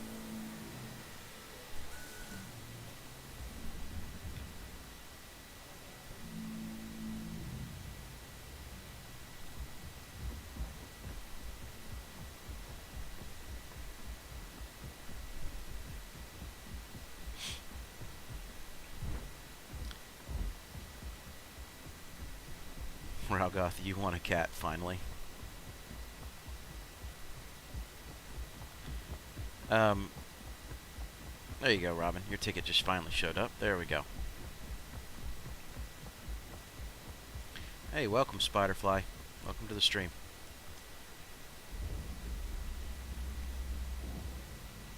Well, you know, you've been lucky enough to have the Carrick this month. But like I said to everybody, good luck on that. I am really hoping that you know, whoever does win it will definitely get some good use out of it.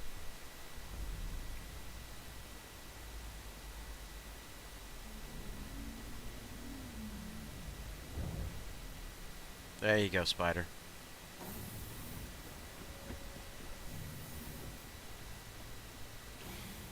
Like I said, I just want to see more people getting into trading and actually doing it the right way as things start to stabilize out. You know, I mean, my best guess is patch 3.10 hits, you know, within the next 2 weeks, you know, early July time frame, and you know, hopefully these trading terminals legitimately go back to what they should be doing, rather than it just turn into who can run Laranite the fastest.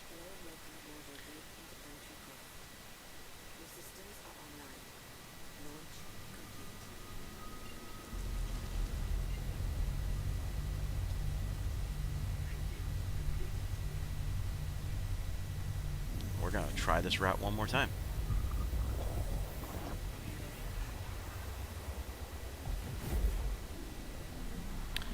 So Spider, yeah, it could be very, very lucrative, but again, the reality is that you really have to make sure that You never are trading with more than half your funds, because if you do, you're just begging for problems. Absolutely begging for problems.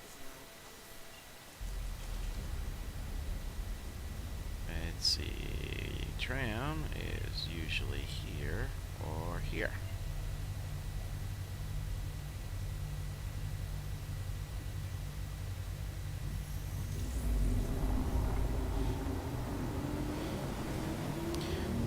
Catch people I'm willing to be with you to take out what you catch, Jelly. Jelly, that's only gonna work if you're like, you know, you do a scan and it says AftBIohazard and you say nope, can't do this one.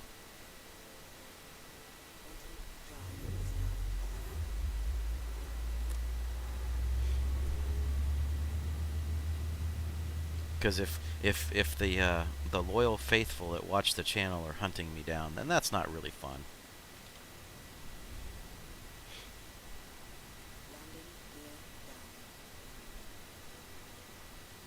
Actually, I do want to do kind of like an org cat and mouse kind of game one day.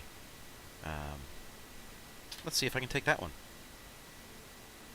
Damn it. I was hoping. Payback for all the people taking my shit.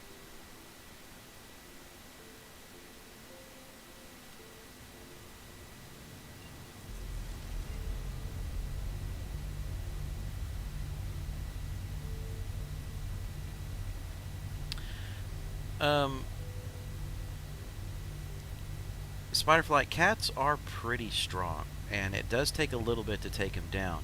But you get certain ships out, you know, wardens, other things like that. You get some certain ships out there, and you have some pretty good torpedoes that are coming in, and they'll go down fairly quickly. But in general, a cat does have enough shielding and hit points to potentially be able to get to a position where they can make another quantum jump fairly quickly.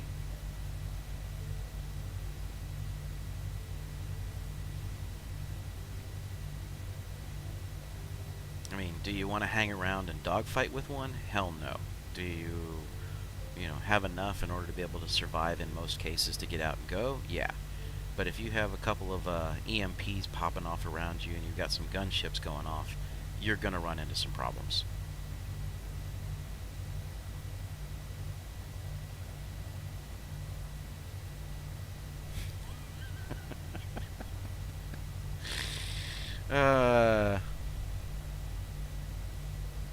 Do you have the button in the cockpit that reads jettison engine? Yeah, no. But that is the Connie's best defense, is jettisoning engines.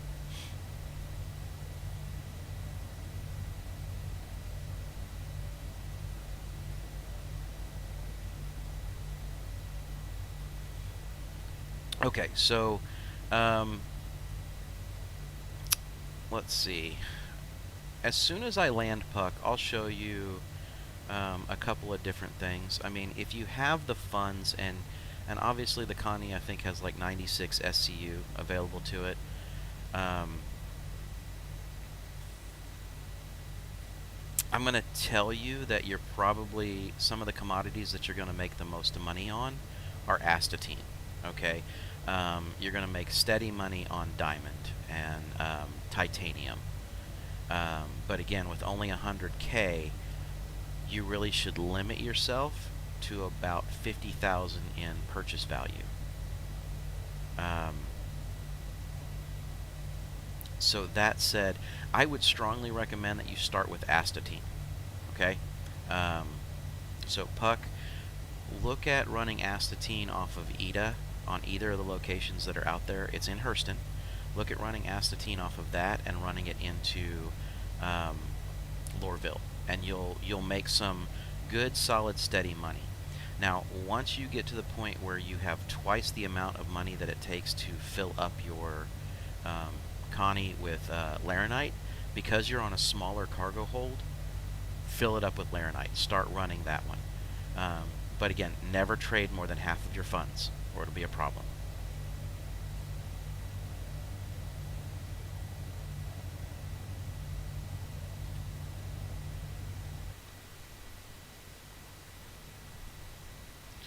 Alright, so you guys said you would like to see a nice, gentle, smooth landing. So let's go in for a nice, gentle, smooth landing here.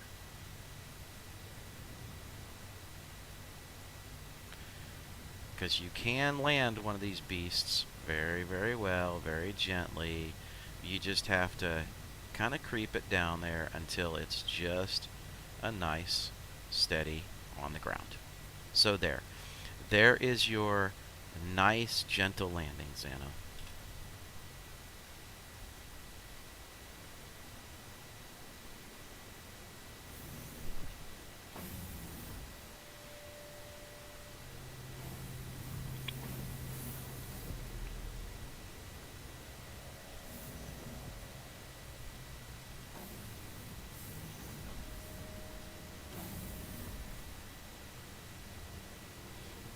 There's an estimated 1 gram of astatine on Earth.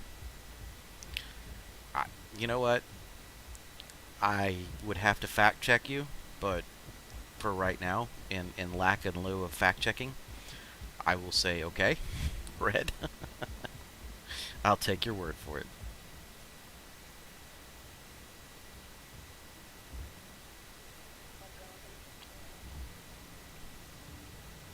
With the Freelancer and 1 million, what would I suggest, Kazuma? Freaking Laranite all day long as it's flowing. Run Laranite off of Ariel until you get to and back into Lorville, just all day long. Right now, while it's free flowing, make that happen, because that's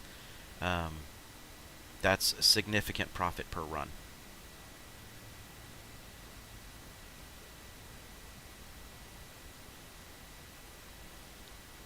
Yay! No commodities on this server right now. That's fun.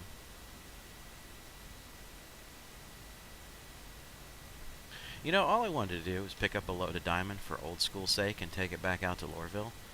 But, Star Citizen seems to be fighting me for the day. So, guys, when you have a trade terminal that blanks out like that, for those of you that may be new to the channel, I'm going to show you something here. Whatever your ship is, immediately run right back outside.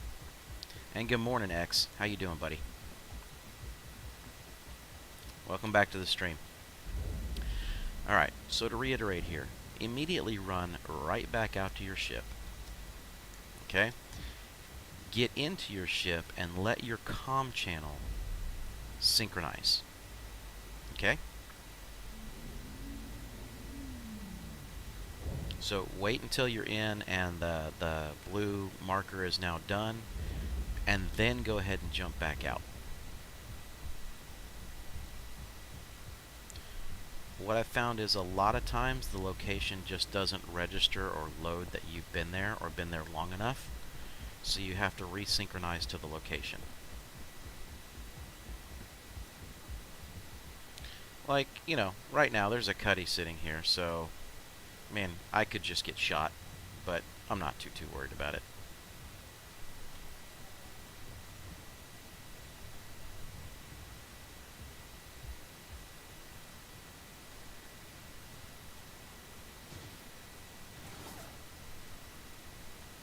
Alright, yes, I know, Spider, it is very, very boring. However, it is available, and the thing is the way I look at it, if I'm running astatine, which is usually when I make my trade routes, right? If I'm going to run astatine and I can only really pick up good, true quantity over at, you know, off of Ida, then I don't want to deadhead a leg, right? So what I usually do is I usually run something back into Lorville and then across. You can do any number of trades. I mean, you can hit the CRUs, you can hit the HURLs, you can do processed food, you can do distilled spirits. I mean, there's any number of things that you could possibly do in order to be able to not have a full deadhead leg. Alright, so as you guys just saw, now that I'm back in after doing that channel sync, now I can see commodities.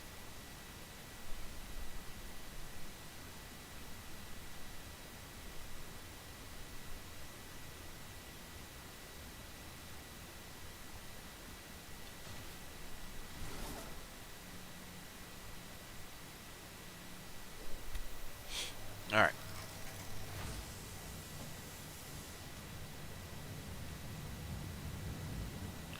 So yeah, no, Ralgoff, I didn't have any issues with not believing that it's not one of the rarest deals. I just, where I was struggling is usually when somebody says it's like, you know, or when anybody says it's like, there's estimated to be less than 1 gram on the planet. That's a lofty statement. Those are usually the things that I like to do fact checking on.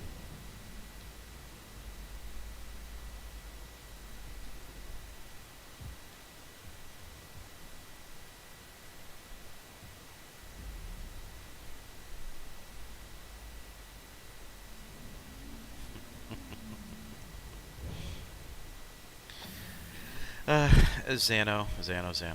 No, I wasn't gonna rob him. I mean, I could have probably just, you know, murdered the ever-loving, you know, fuck out of him and then just called it a day, but, he's not bothering me. I'm not gonna bother him. Now, if he hangs around and decides to blow me out of the sky, then, I'll spend the rest of my time with him on my shit list. What do we got? Who's over here? He's just staring at me, which is uncomfortable. Alright. Oh, that's a different ship entirely. Alright, I'm good. Let's go.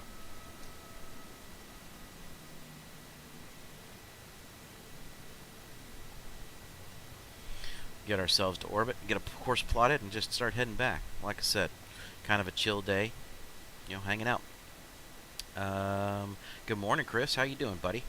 Glad to see you back in today. It's the longest half-life at 8.1 hours. Nice.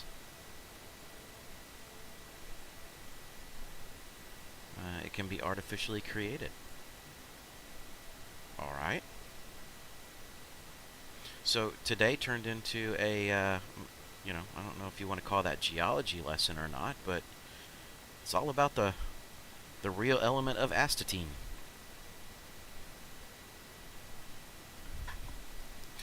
You never know what you're going to get in chat these days, right?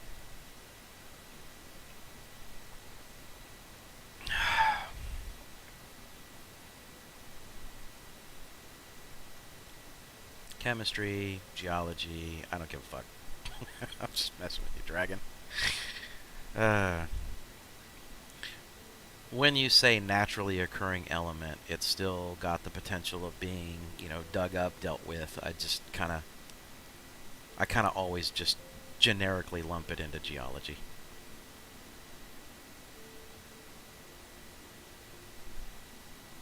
And some dabble into nuclear chemistry. Uh-huh. Oh, we're at 25,000. I didn't even pay attention to that. Let's see.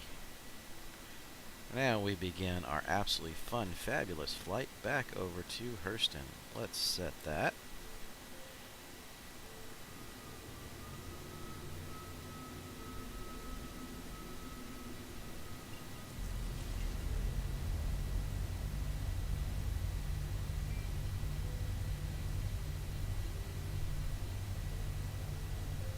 And those of you that know, I love and hate Lorville all at the same time.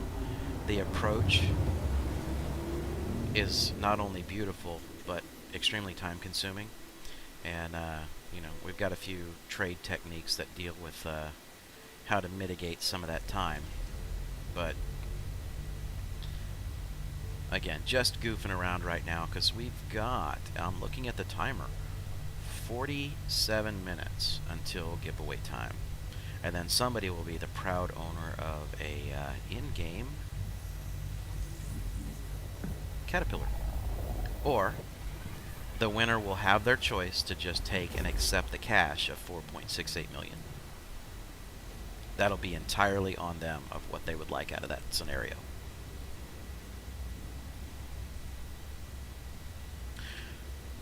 So for those of you that were around yesterday, yes, we did miss the goal on stream, but because I had gone and loaded up several other Caterpillars after the fact, and went and sold them first thing this morning, I did hit 5 million in total.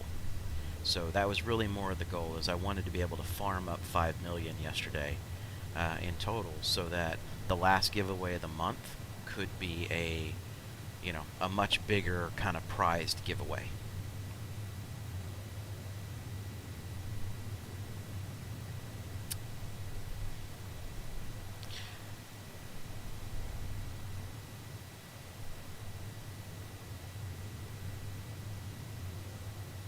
Yeah, so X, if they did something like that, or like they do out at New Babbage, where you have that one location you can drop into and very quickly get to a trading terminal, where you can just land without having to go through all the landing, all the trams, all the other nonsense, then yeah, it makes it significantly better, and I would agree. That would be a great enhancement for every single major city that there is give yourself a place, a commercial port where you can get in and out of.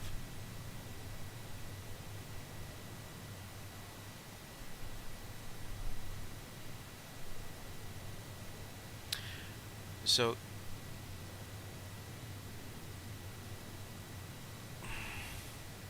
excuse me. So, Spider, I can understand that. Now, the way I learned it is I would literally just line up directly vertical, and I would take that and fly the nose of the ship almost to where it was legitimately touching the ground. And from there, I just kind of pivot the ship back up and then just hold down my control key until I landed on the ground. That was really it. Eventually, you kind of get a little bit better and a little bit smoother at it, and you find out what your ship can take. And that's why you see when I'm doing a lot of this stuff, I'm kind of rough on my ship, because I know what it can take. You know, you'll see me come in for faster landings. I'll slide to a halt. I'll do a couple of different random things, but that's usually what'll happen. And you'll eventually get to that point where it becomes significantly easier. There are still some very, very tight quarters, like trying to take a cat and landing it at Levski. That's a little bit of a tight fit. That still give you some grief and some fits, and you're more than likely to clip a wall here or there, but it happens. Pancake belly flopping, yeah. So, a lot of you guys who have been around for a while have probably seen me belly flop a caterpillar. The more vertical an approach is to a location, the more likely I am to belly flop that son of a gun, because I almost always underestimate my stopping speed coming in at that high angle.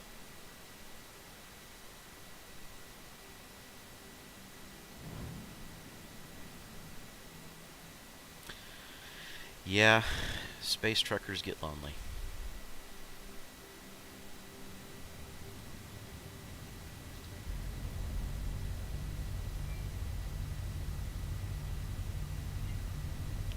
No, Lorville. There we go. Now, one of the other things that I really wish they would do is get rid of these frickin' free flight, flight banned zones. I mean, that drives me nuts. I would love to be able to do the low flying techniques. Just make the buildings impervious and just make it what it is, right? But make it to where people can fly through the cityscapes. Do the low flying techniques. I would love to see that open up. I think that's probably one of those super immersive things that would be really fun. I know, Jelly, you've kind of gotten Chad, and Chad and I talked about it last night. We've gotten Chad into doing some low-flying stuff out on planets, and he's really enjoying a lot of that. I may end up joining you guys here or there for some of that, because being able to see some of that terrain and some of the horizon stuff as you're flying through it, I think that would be fun.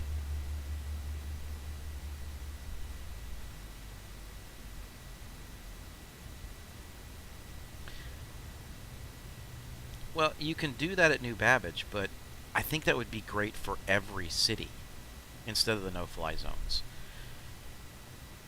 I mean, being able to get through a lot of the really unique locations would be awesome.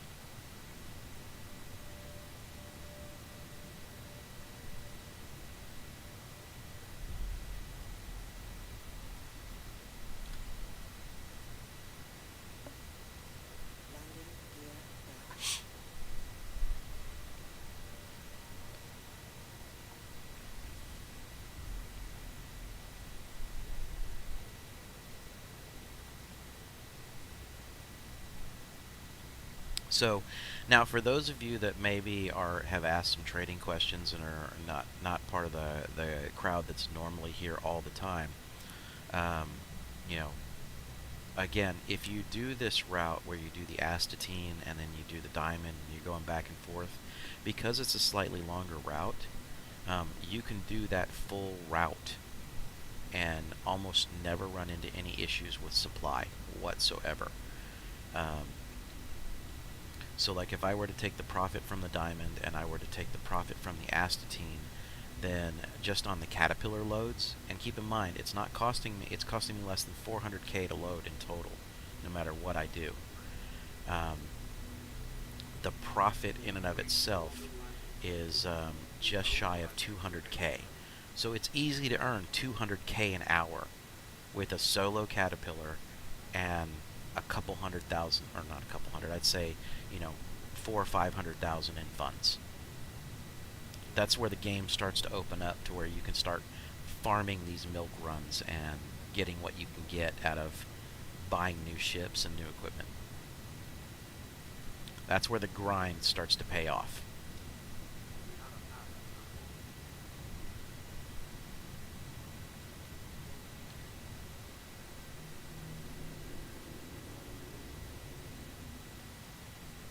So like this one right here is one of the locations or one of the landing spots that I hate to come in at. And it's not because it's hard to land, it's because coming over the New Deal shipyard, the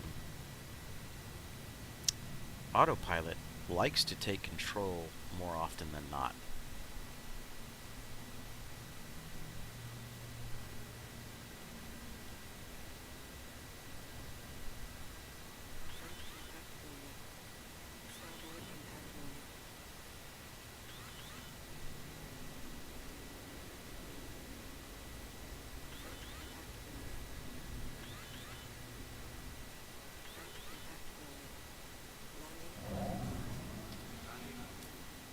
Alrighty.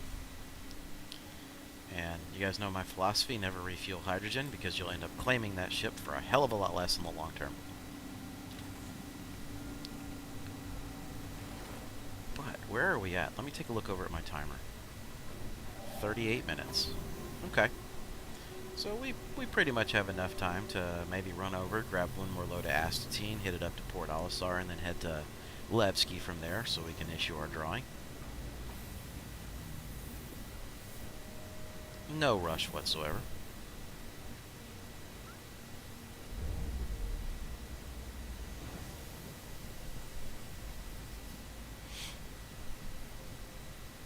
So I'm going to ask this: of everybody that is here, that is in the drawing right now, how many people do not have a caterpillar currently that are entered in the drawing?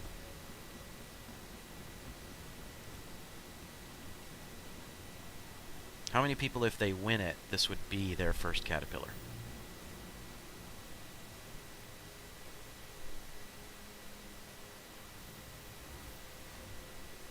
Okay.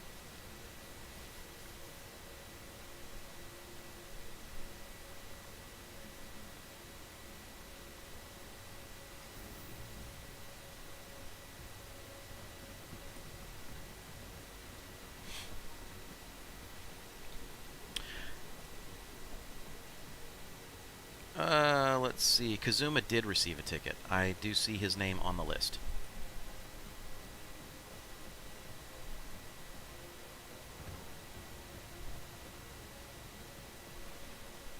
Alright. Well, you guys, I'm going to tell you right now, you guys are the ones that I'm kind of holding out hope for, because I would love to see that go to someone that does not have one and has never had the ability to work with one. Now that also said, yesterday, through the help of Mike and A and Zano, we did discover how to beat the terminals out of Ariel, and we did figure out how we could have more than 2 caterpillars get loaded up in a single trip. So that is still something that I would love to be able to get a small group of players together on. You know, have 4 pilots that are working the caterpillars for me, and we do a crazy, crazy large trade. You know, and that may be something that, you know, kind of the core group or the org gets together and tries and does. But yeah, that would be fantastic, is being able to get out there. And kind of investment we're looking at 1.4 million per ship. So we'd end up with what, 5.6 million just in loaded cargo in one run. And I'm not going to lie to you. In that scenario, I think I would classify as being nervous about the run. Most of these I have not been nervous about anymore. But I think risking 5.6 million in a single run, that would make me a little nervous.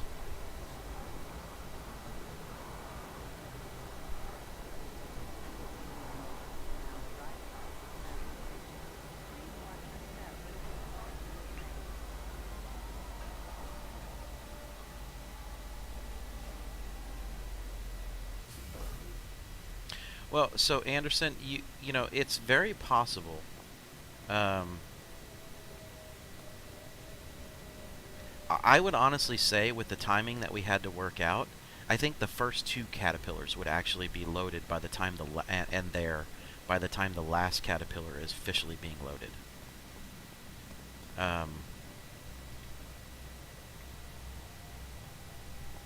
Hey, congratulations, Zano. Glad you had a customer.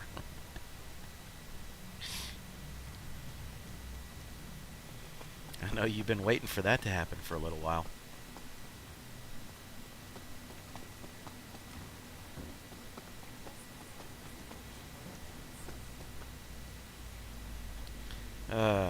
I know. The rental industry right there where you're at right now. I'm glad you had somebody come in, buddy.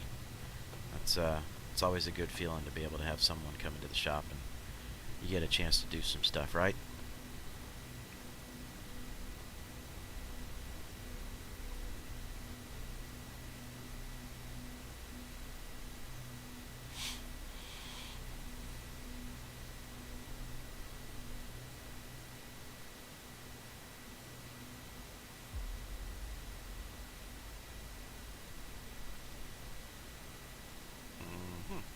Okay. So, not digging this.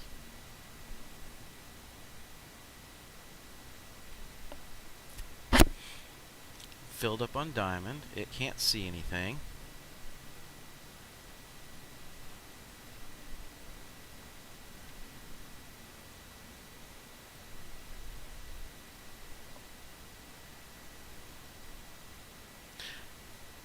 That's buy. Let's click back over to sell. Are you going to let me come back down to this caterpillar? Let's choose something else and cycle back to it.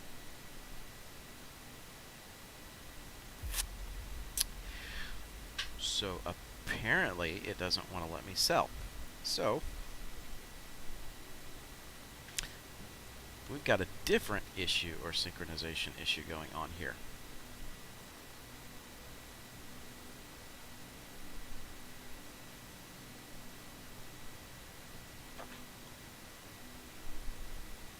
That is not very fun. Okay, so here's what we're going to do. I'm going to go ahead and commit suicide, get rehydrated, jump into a different server, and try and get over here and get this sold one more time. Yes, Spider, I have sold diamond here a lot.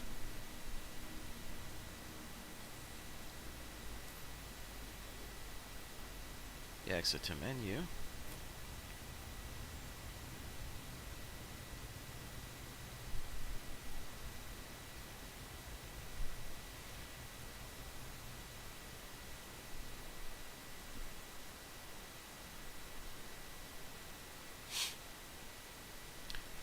So one more time to try and clear this crap out of here, right?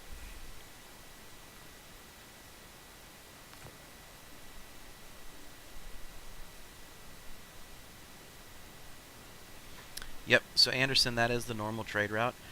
The slight variation that happens to that is if you decide to run to Ida instead of getting scrap and take that back to, and get Astatine to take it back to Lorville, or not Lorville, but Port Olisar. But the other variation that Chad likes to run a lot is to run gold off of Aberdeen and run that back to Port Olisar. He makes a pretty good chunk of change with that as a core route as well. So Dragon, I'm an okay baseball fan. I enjoy it. I won't say that I'm an absolute fan, but I do enjoy it.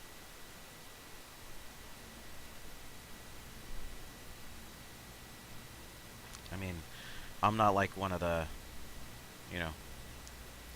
insane crazy Yankees fans or insane crazy Boston's fans, but I do enjoy baseball, and I enjoy watching my local team as much as everybody loves to hate on them, the Stros.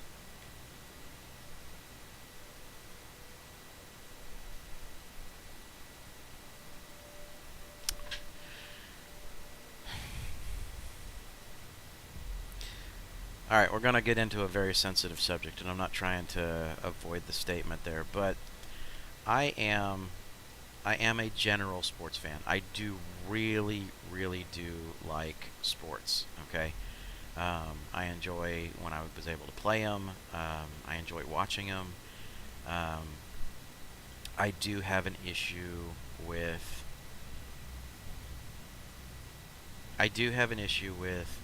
what has happened with sports and the way it's now becoming politicized. Not a big fan of, that platform being exploited for, for people to say and do all kinds of stuff.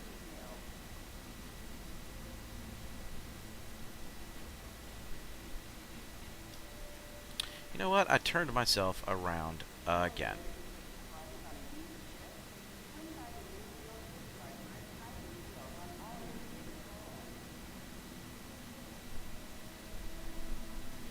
Fuck it. Metro Center. I'm just gonna go there.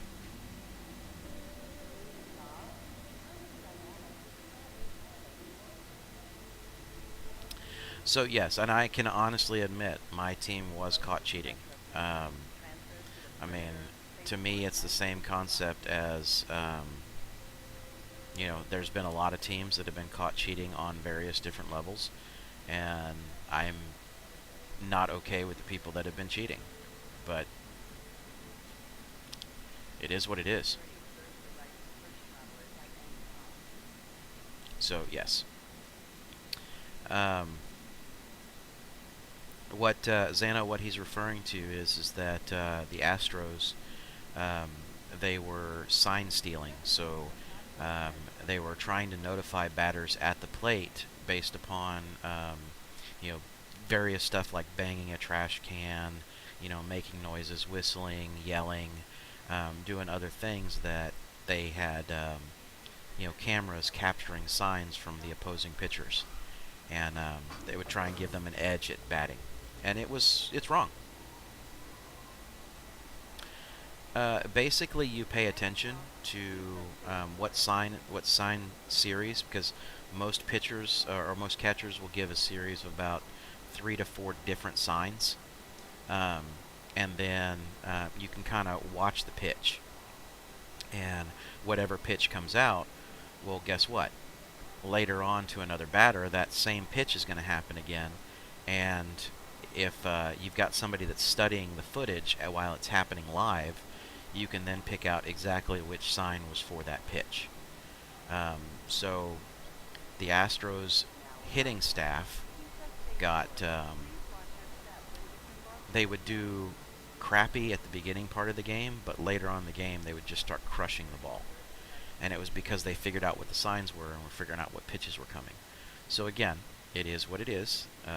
I'm the first one to say that I disagreed with what they did and that it was cheating. That doesn't mean that I'm not going to be a homer for my sports team. Now, Zano, that statement is very true. There is a certain level of gamesmanship where if you have somebody that's sitting on second base and they're able to see what the catcher is doing, if it's in the game and they're seeing it, yes, that's fine. But if you're using technology to zoom in and catch and figure out what's happening, then that's where you have to draw the line. That's where sign stealing goes to the next level, and it's not good.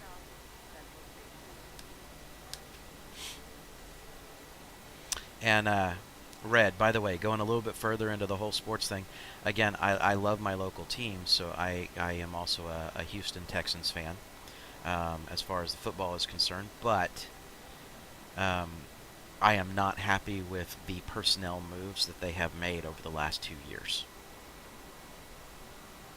I think that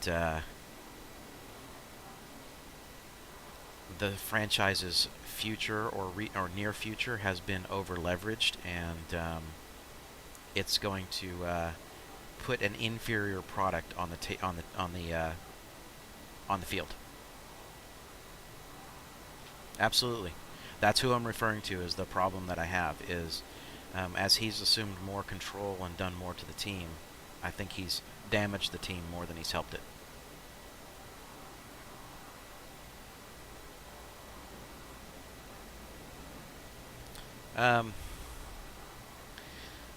Zano, you're going to think that I'm absolutely nuts for this statement, but my guilty pleasure, if I'm going to sit down and watch sports most of the time, is golf.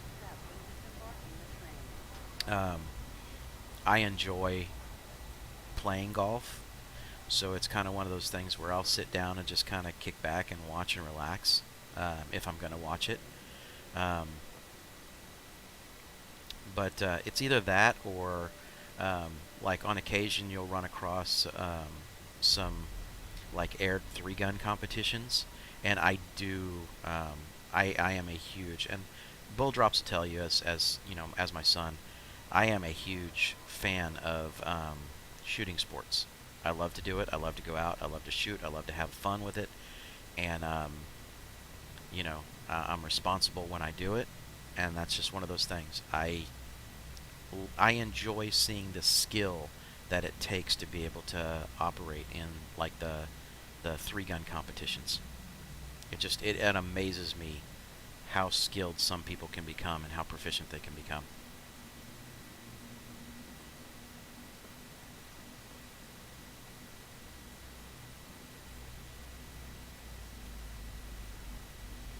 I mean, I have the equipment to do it, and I've done some, like, you know, amateur stuff where I've done it, you know, a few times, but I've never tried to take it into, let me see if I can really, truly, you know, have a good competition shoot and try and do it. That Caterpillar's still loaded, and Diamond, it is just not going to happen here today. That is so odd.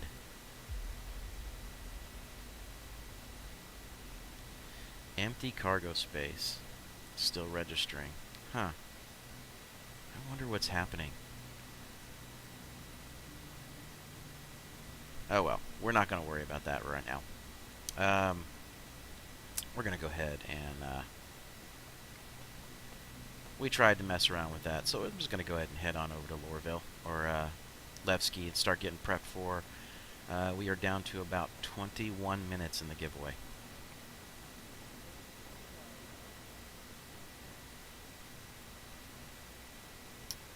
Let's see. Had a hometown NFL. Amen. It's one thing I really miss about being in the U.S. shooting. You know, and again, I am a huge proponent of the Second Amendment. I'm not saying that there aren't certain weapons that shouldn't be in the hands of people that are untrained, and there should be some other things that go on there, but I love the 3-gun competitions. You know, I could theoretically, you know what, screw it, let's do it. Give me a second. Once I get off this train, I'm going to grab my camera, and I'm going to kind of show you the studio. I know that had been asked for before.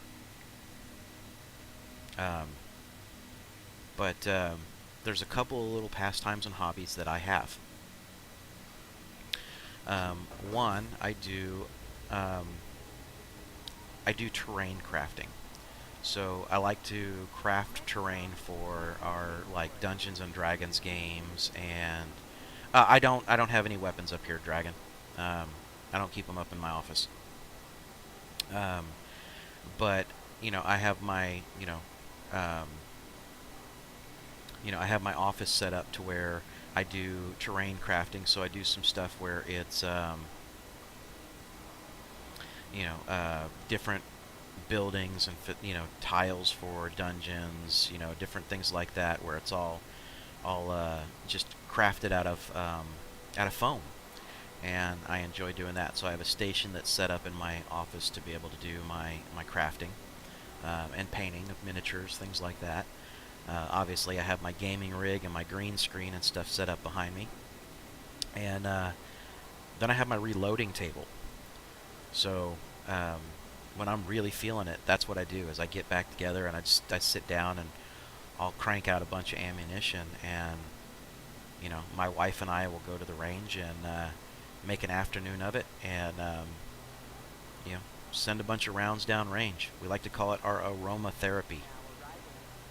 For those of you that have ever had an opportunity to do it, there's a very unique smell that expended gunpowder gives off, and it's our version of aromatherapy. Shylock, I have never set up a Gangnam goal, and as much as you would like to see that happen, not happening. I know it's like a broken record, brother. Alright, so since I'm off the train there, feel free. As you guys can see, we've got 18 minutes left, and I got 13 tickets sitting in there. So I'm going to go ahead and grab my webcam here. Hold on. So I'm just going to do some shifting here so that you guys, because you had asked about the studio. So over on one side, obviously right there, you'll be able to see it.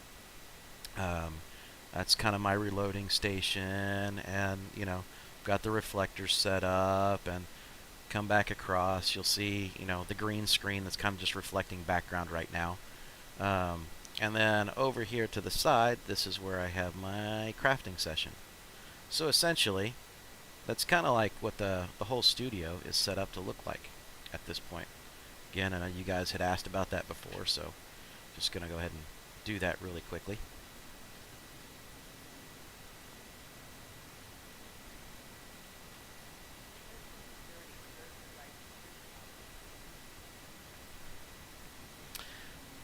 Yeah, Muddy Bone, it's very relaxing. I mean, but here's the thing. You have to pay attention to it when you do it. I mean, the thing is that if you're going to reload, I mean, you're talking about what could be potentially dangerous, catastrophic issue if you don't measure things out properly. And I know if you're a reloader, you understand that statement. The pressures that have to go into it have to be spot on. Red Dragon. Good God Almighty. Really? Is the sex dungeon downstairs? We'll just say that's where the business takes place, but no, there's no sex dungeon downstairs. Oh my goodness, man. That was good for a laugh. That really was. I like that. That was good for a laugh.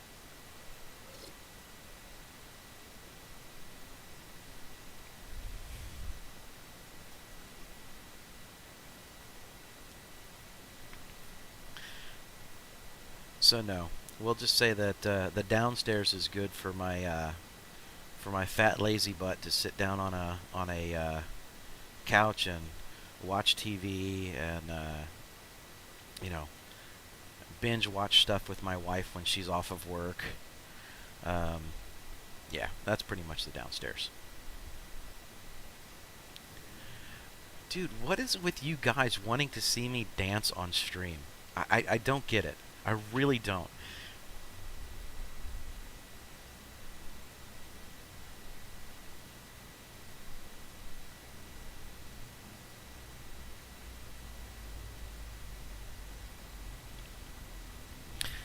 Yeah, see, Muddy, the thing is I refuse to use a progressive loading press.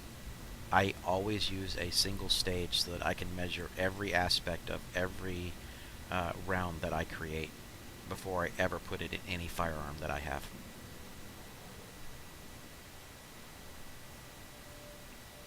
For the longest time, I was actually debating whether or not I was going to do a YouTube channel content that was specifically around reloading.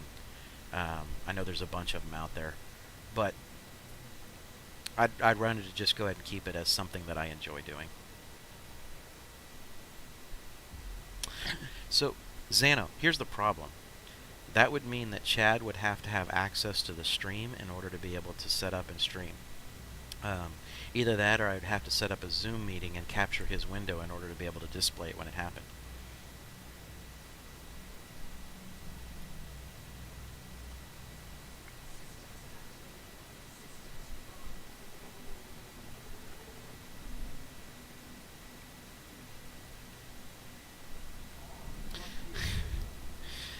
He's working today, and he's leaving at 4 o'clock for a wedding, and he's going to be gone all weekend long this weekend for a wedding. Now, do I think Chad would be game for it? Probably. In general, Chad's usually a really, really good sport on a lot of stuff like that.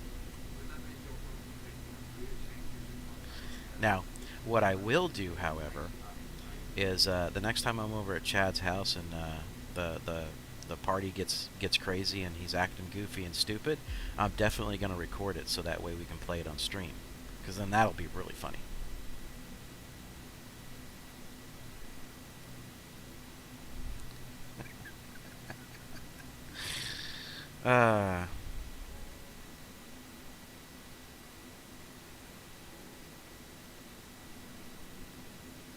You don't come on stream and then Bulldops is your son. I see how it is. Yeah, that's it. And welcome, Bobo, because we thoroughly, truly enjoy every single meme and photograph that you create, and yeah, it's just absolutely wonderful. We love it to death.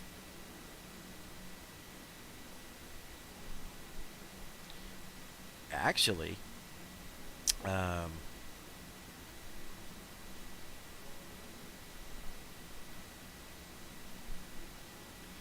yeah, actually, the whole situation there is, I could probably convince my child to do that. He's a performer. As a matter of fact, he performed in a band called Last Ones Left.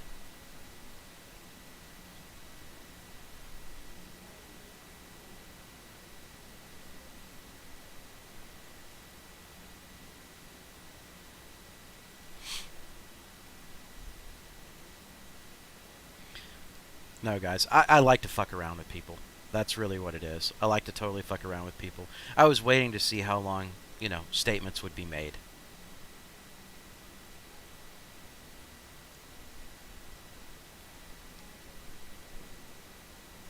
Yes, you're all sons of the cluck.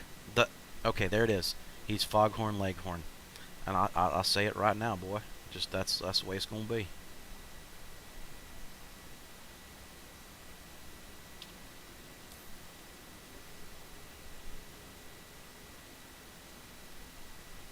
We all gotta have fun, right? We just gotta screw around until we have a bunch of fun and just enjoy it. I mean, everybody's here for entertainment, right? I mean, some of us, this is how we get our social time in. Some of us, we're here for entertainment. Other people are here for information, and other people are here to just win shit. And it's all good. We all come together to the community, and we have an absolutely fun time. I look forward to this time every single day.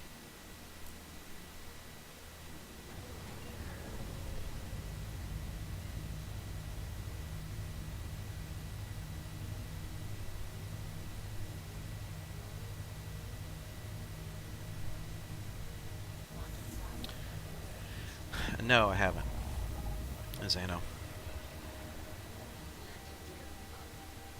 So, Red, I just try and make it as chill as possible. I mean, I'd rather, like, okay, COVID hit, right? Obviously, we all know what's going on. And I don't get an opportunity to kind of socialize with people a whole bunch anymore, because of social distancing and other things. And, so that was really one of the things that I would hope for with the stream as the stream would grow is, to have a couple of guys that are in, or a couple people that are in that are really kind of fans of the channel, fans of the group, and have more interaction with people. Now, typically, I will say in the past I would have described myself socially as an introvert. I loved spending a lot of time just kind of doing my own thing, and it is what it is. But I didn't realize until after COVID hit and that social aspect of work and other things like that was taken away, that how much I really missed it. And in getting on the stream and just relaxing and having fun, having people in chat that I can BS back and forth with, it really is a blessing. I'll put it that way. That's why I'm truly grateful whenever I see anybody, go through and do subscriptions, or go through and chat in the chat in on a regular basis and get to interact with people. It kind of definitely fills that, what I felt was missing after COVID hit. And I mean, the one thing that I will say is about the Star Citizen community. Yes, you have your trolls out there. You have people that really are, I'm going to say it, they're asses. But then I found a much larger portion of the community to be a lot more open and a lot more friendly. So that's kind of a great thing. I mean, I've played games in the past, like World of Warcraft, and my Mech Warriors and all this other stuff. My Star Wars games, things like that you don't necessarily find that community in. And I found a better community over here in Star Citizen.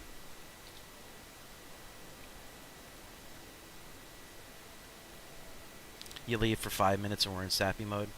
Well, apparently my estrogen levels must have risen then, Jelly, because yeah, we were in sappy mode.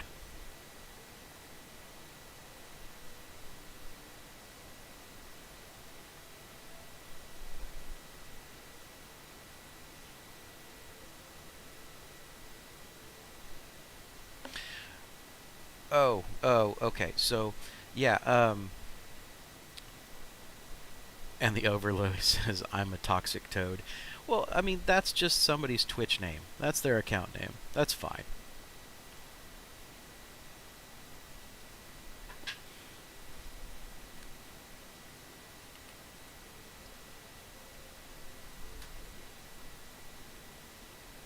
See, this is why men can't share feelings. Alright, so let's end that entire sappy deal with making everybody feel so much better. Fuck every single one of you. Does that make you feel better, Jelly?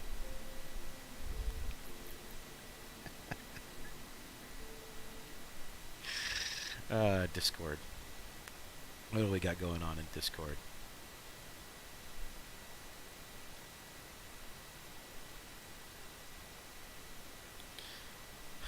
Seriously? Seriously?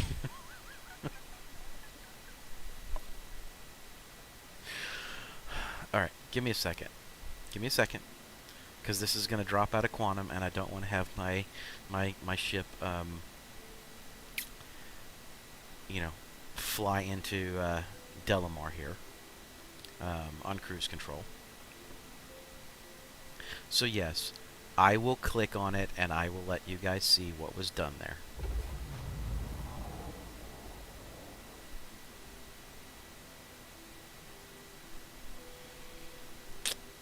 I told you, I'm never living that down.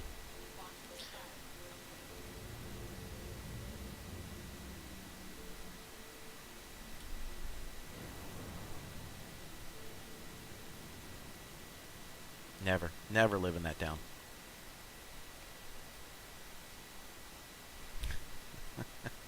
No, there are no more suits that I feel like putting on. Okay, so are you guys ready for this? Give my mom molten milk, injected into the veins. Blood is like chocolate silk. I'll get those Nestle gains, sort of like powder. Mix it up in the drink.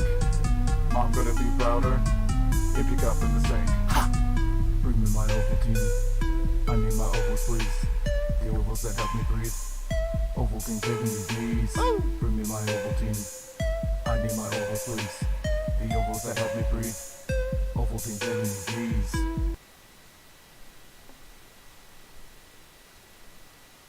Yeah. Yeah. That just happened. I got nothing. Alright. So, my sappy moment is over with. And I'm going to go back to...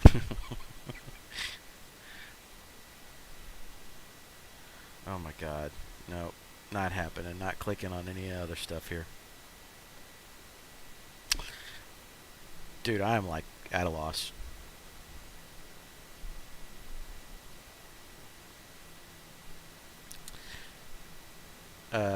Yeah, so this is the point in time where I tell Saul that I am going to kick his ever-loving ass.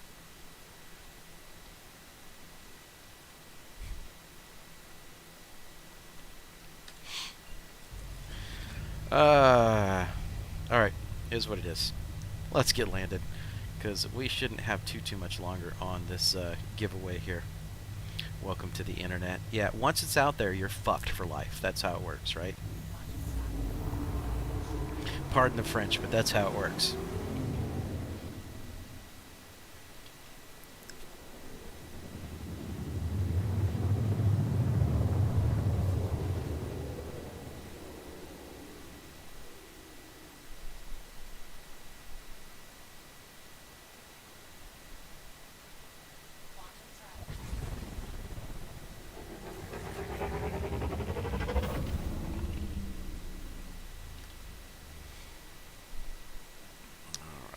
Aim just above that tower so I don't come in too low.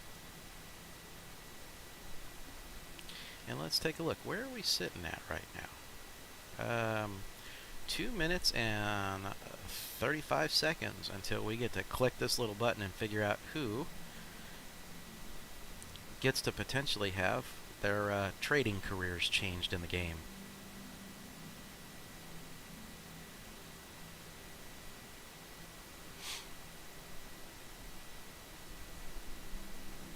Boba. Alright.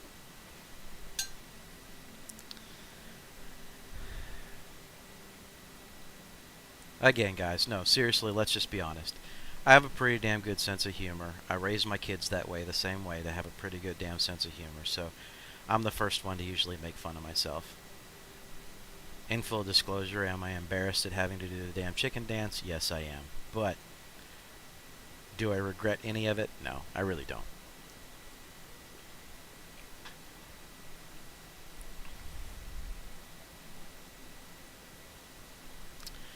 Check my personal tab.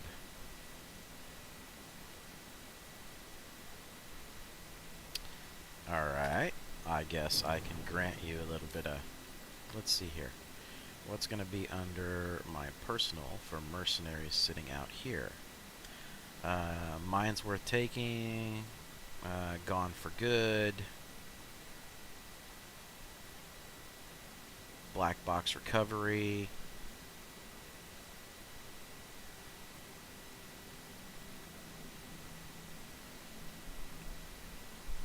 Alright, Zano, so that's what's showing up here. Yeah, it's pretty meh.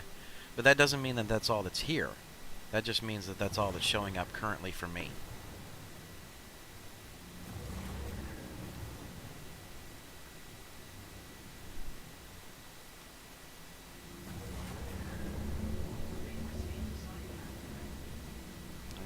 should put me in this one, as usual. The one that's got the visual glitch to it. There it goes.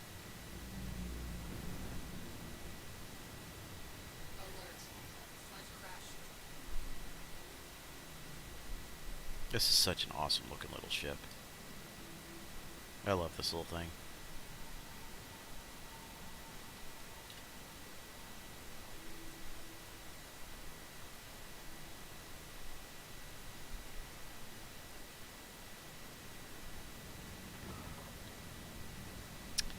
Okay, so Streamlabs have just said that we can no longer enter the giveaway, which means that it is now time to tab over, and I want to wish everybody the best of luck. Currently, we are sitting on 13 entries into the giveaway. So, guys, again, you have the option here of, you know, the listing is for a Caterpillar. And the way that this works is I give you the in-game cash, and you make the purchase of that particular ship. Now, I will also tell you that even though it's advertised as the Caterpillar, if you would just rather have the 4.68 million to do something else with, then that's entirely on you. But again, this week was, this farming run from the other day was intended to buy someone a Caterpillar. So, good luck to everybody. And let's see who our winner is. Shylock.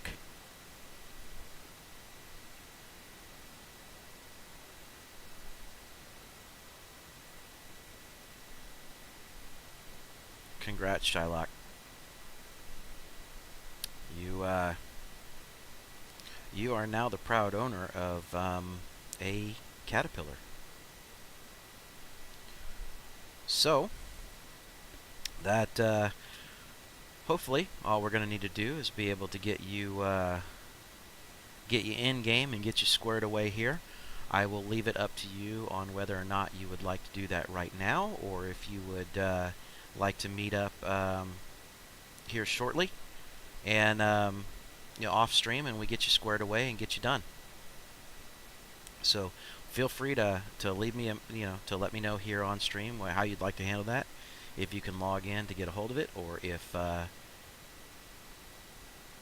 and see when we can link up for it. So I've got to make a note here that Shylock, you are the winner of the Caterpillar.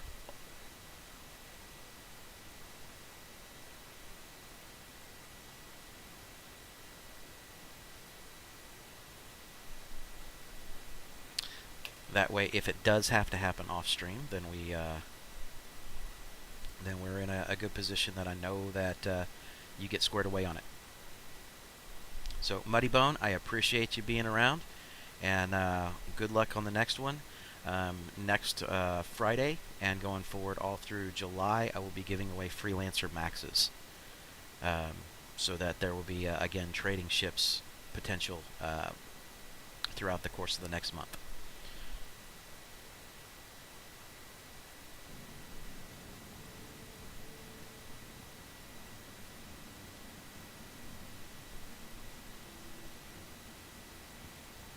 All right, buddy. Have a good one.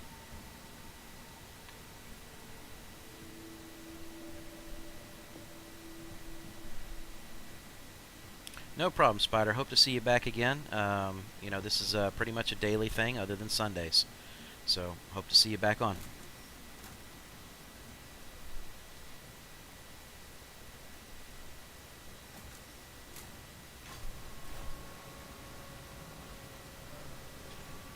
Have a good one, Bulldogs.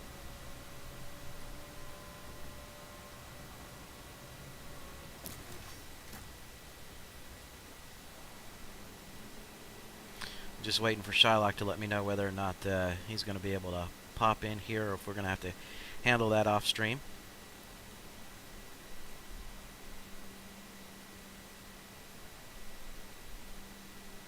But guys, so here's what's going to happen. I am going to go ahead and...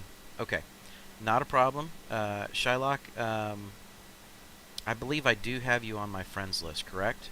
And if not, on Twitch, please send me an instant message with your gamer tag for Star Citizen.